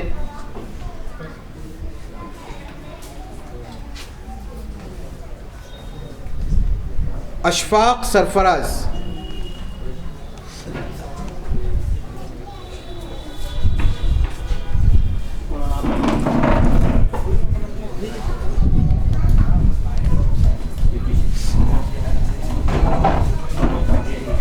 اشفاق سرفراز جامعہ رحمانیہ کے نہیں, یہ دونوں بھی وہ جامعہ لکھ دیا گیا اس کی جگہ پہ نام. ہاں سمیر بھائی ایک اور لسٹ تھی نا, وہ کہاں ہے؟ فوٹو لے لیں گے. سمیر بھائی آپ کے پاس ایک اور لسٹ تھی نا اس کی, مولانا سلیم کے پاس ایک, وہ مدرسے کا نام غلط ہو گیا. 5 درجے سے 5ویں نمبر کو سے کامیابی حاصل کرنے والے طالب علم کا نام ہے ابو ذر عبداللہ. سمجھ نہیں آ رہا. نہیں یہ جامعہ رحمانیہ لکھ دی ہے. یہ ابو ذر عبداللہ جو جامعہ رحمانیہ کے نہیں ہیں, یہ دینیات سینٹر عیدگاہ کے ہیں. یہ مکتب کے طالب علم ہیں. 2 مکتب کے بچے تھے جو مدرسے میں مکتب میں 1 گھنٹے کا وقت دیتے ہیں. یہ ایسے بچے ہیں جو مکتب میں 1 گھنٹے کا وقت دیتے ہیں. اور 4 بڑے مدارس کے بچے تھے. تو الحمدللہ بڑے مدارس کے بچوں سے مکتب والوں کا مقابلہ ہوا تو بھی مکتب والے الحمدللہ آگے آئے ہیں. 4 درجے سے کامیابی حاصل کرنے والے طالب علم جو ہے 4 درجے سے 4تھا نمبر پایا ہے انہوں نے, عاشق وسیع اللہ. 4تھے درجے سے عاشق وسیع اللہ. چھٹی لگ گئی چلے گئے. یہ جامعہ رحمانیہ کے طالب علم ہیں. تو آپ لے لو ابو ذرا کے, ان کا بعد میں ان کو پہنچا دینا. اب ان کو اور تو نہیں رکا سکتے.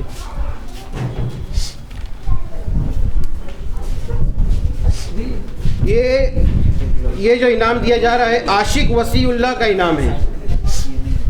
اچھا جمیل سند بھی دے دیں ساتھ میں, بعد میں دیں گے. ٹھیک ہے آگے پیچھے ٹھیک ہے, اس کو پڑھ کے دے دیں گے.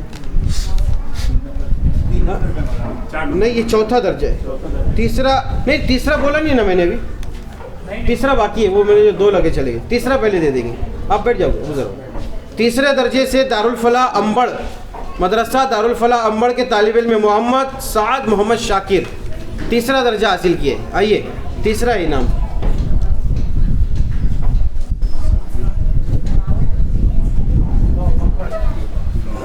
وہ 4تھا تھا نا, وہ عاشق وسیع اللہ کا, وہ دے دی. 5ویں کے 2 چلے گئے نا. یہ 4تھا نہیں ہے, یہ 3 ہے. 4تھا درجہ وہ پہلے جو بلایا تھا عاشق وسیع اللہ وہی تھا نا 4تھا. کون سا تھا دیکھو 4تھا درجہ. یہ 3 کا ہے کہ یہ, ہاں تو 4تھے والے کو دینا باقی ہے.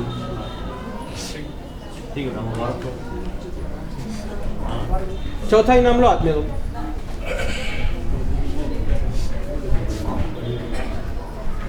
4تھا انعام ہے نا.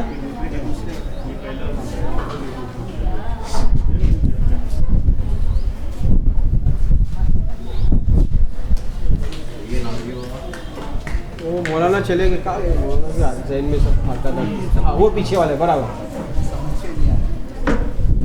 یہ 3 تھا کیا, یہ 4تھا ہے. ہاں 4تھا انعام عاشق وسیع اللہ. یہ طالب علم چلے گئے ہیں تو آپ لے لیجئے, ان کا دے دینا. 4تھے کے بعد 3 ہو گیا محمد سعد محمد شاکر دارالفلاح مدرسہ دارالفلاح امبر لنک روڈ سے 2 درجے سے انہوں نے کامیابی حاصل کی تھی. اب 2 درجہ, ابھی 2 انعام بچے نا, 2 اور اول. اب بتاؤ 2 کون ہے, بتا دوں میں. 2 درجے سے انعام حاصل کرنے والے طالب علم کا نام ہے شمویل مفتی محمد دین. شمویل, یہ 2 درجے سے انہوں نے کامیابی حاصل کی ہے, اور یہ بھی مکتب کے طالب علم ہے دینیات کلاسز سینٹر عیدگاہ.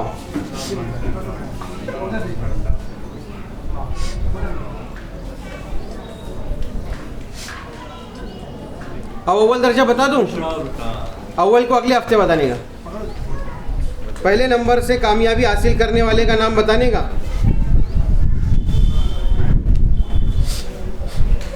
بتا دیتا ہے کیا؟ سب سے پہلا انعام جنہوں نے حاصل کیا ہے ان کا نام ہے رب نواز مولانا عبدالحمید، جامعہ اسلامیہ محمدیہ امبر لنک روڈ. ماشاء اللہ، آئیے تشریف لائیے. پہلا درجہ انہوں نے حاصل کیا ہے، اول انعام بھی حاصل کر رہے ہیں. ماشاء اللہ.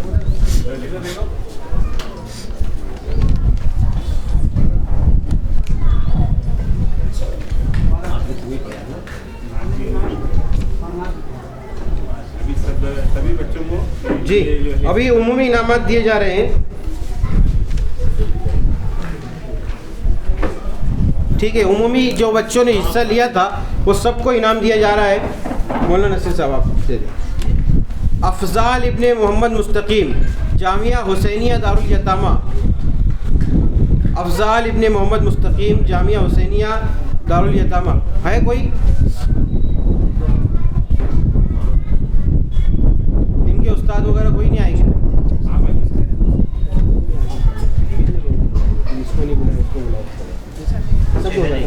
باہر کے مہمان ہی. افضال نہیں ہے کیا؟ دوسرا نمبر لیجیے. دوسرا باب الدین شمیم. ان کے ذریعے نام دیا نا. باب الدین یہ بھی وہیں کے ہے نا؟ یہ بھی نہیں ہے. امبڑ کے کوئی لے لو پھر ان کو. وہ نا مفتی بدر الدین کے مدرسے کے بچے. ہاں بعد میں دے دیں گے ان کو. آپ لے کر چلے جانا. مقیم عبداللہ. مقیم عبداللہ آئیے. کون سے مدرسے سے؟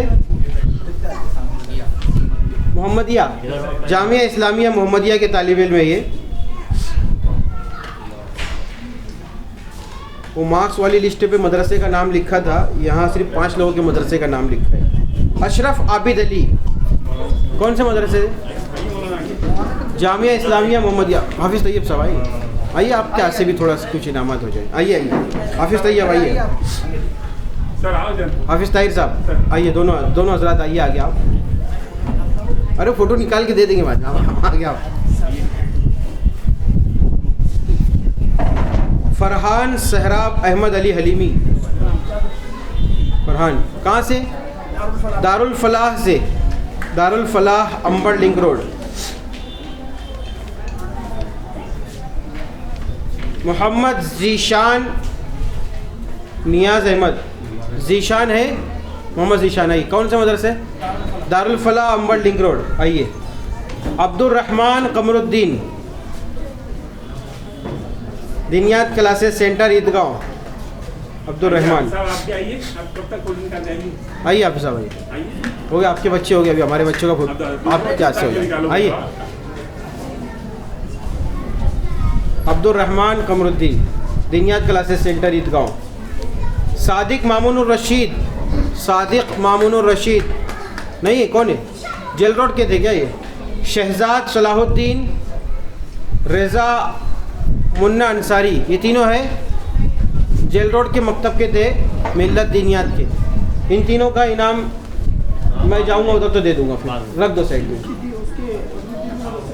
بدر الدین کے 2 ہیں. ہاں. ابو ذر رئیس. ابو ذر رئیس ہاں عمومی نام.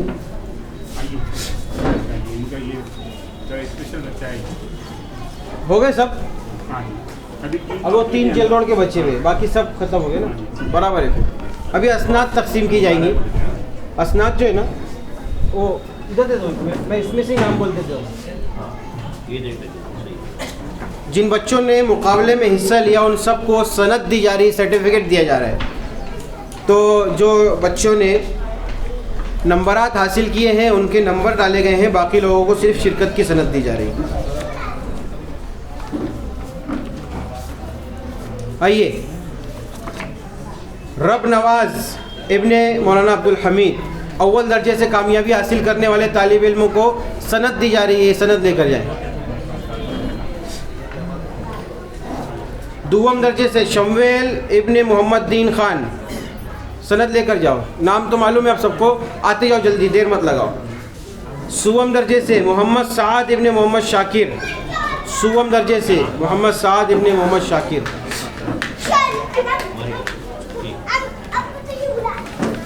چہارم درجے سے عاشق وسیع اللہ. لے لو, دے دینا. پانچواں درجہ ابو ذر خان والرئیس خان. وہ ابو ذر نام ڈبل ہونے سے غلطی ہوئی کیا؟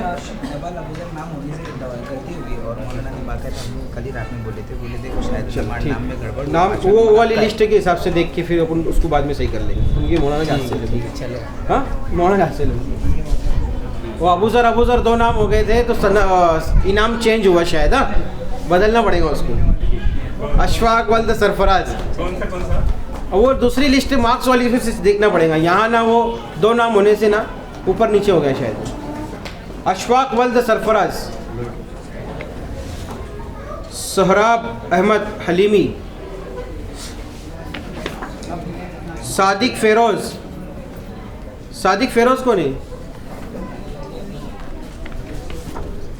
رضا منا, یہ جیل روڈ والے نا, ہے ہی نہیں ان کا وہاں کا کوئی. ذیشان نیاز. ذیشان. اشرف عابد علی. محمد افضال ابن محمد مستقیم. یہ بھی جیل روڈ ہے کیا؟ افضال نہیں, یہ تمہارے ادھر کے مفتی بدر الدین کے یہاں کے. محمد مقیم ابن عبداللہ. یہ بھی وہی ہے نا, مقیم ہے نا یہاں پر. مقیم عبداللہ کہاں کے تھے ہے نا. شہزاد صلاح الدین. شہزاد صلاح الدین یہ جیل روڈ والے ہیں.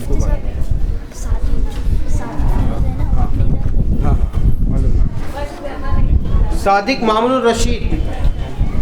صادق مامون الرشید یہ اسی کا ہے. سال ہو گیا. باب الدین ہے. عبد الرحمن قمر الدین. عبد الرحمن. باب الدین, یہ باب الدین بھی ادھر کے ہے نا, موجود نہیں ہے. یہ دو ہے. صادق مامون الرشید یہ جیل روڈ کے ہے. شہزاد ہے اور رضا ہے, یہ ادھر کے. ٹھیک ہے, ہو گئے. بچیوں میں نہیں ہوا. نہیں بچیوں میں نہیں. عاشق وسیع اللہ کا لے لے. ابو ذر عاشق کی سند لیا نا, یہ بھی نہیں. بچوں کی چھٹیاں لگ گئی لیکن یہ بچہ رکا ہے. ارے آپ کیا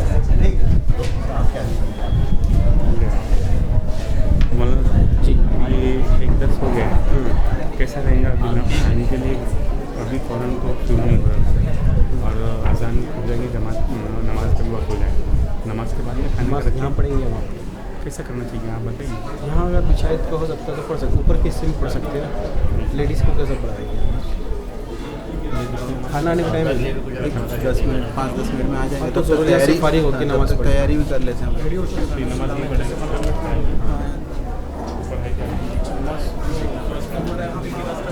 نماز نہیں پڑھیں گے. قرات کرائیں گے. قرات کرائیں اس سے. ایک آدھ بچی کو بلا لیں. اول درجے سے جنہوں نے کامیابی حاصل کی ہے ان کی قرات سننا چاہتے ہیں سب. سنا دیں نا, جلدی جانا ہے. کھانا باقی ہے نا, نماز کھانا ہی کرنا ہے. جانا چالو ہے, اس کو ساتھ میں لے آنے والے نہیں.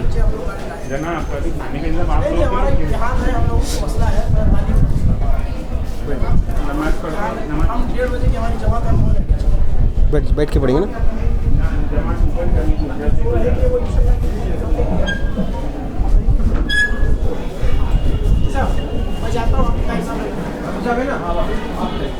أعوذ بالله من الشيطان الرجيم. بسم الله الرحمن الرحيم. وإذ قال الله يا عيسى ابن مريم أأنت قلت للناس اتخذوني وأمي إلهين من دون الله قال سبحانك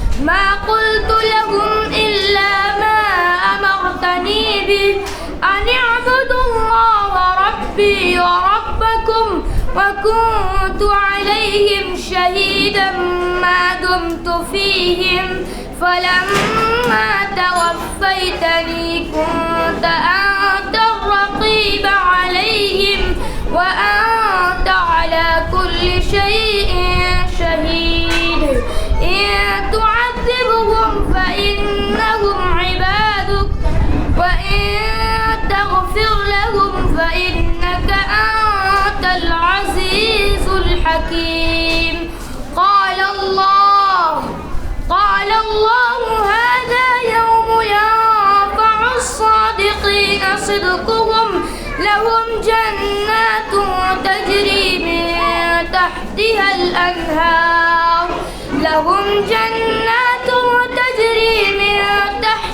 الأنهار خالدين فيها أبدا رضي الله عنهم ورضوا عنه ذلك الفوز العظيم. لله ملك السماوات والأرض وما فيهن وهو على كل شيء قدير. صدق الله العظيم.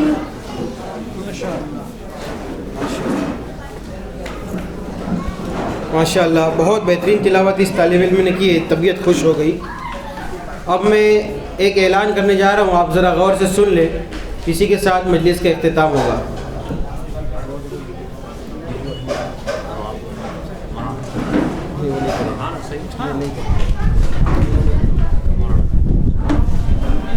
ابھی دعا ہوگی، دعا کے بعد فوراً آپ حضرات وضو ضروریات سے فارغ ہو جائیں اور یہیں پہ انشاءاللہ ہم لوگ نماز ادا کریں گے اور نماز کے بعد فوراً انشاءاللہ کھانا ہوگا.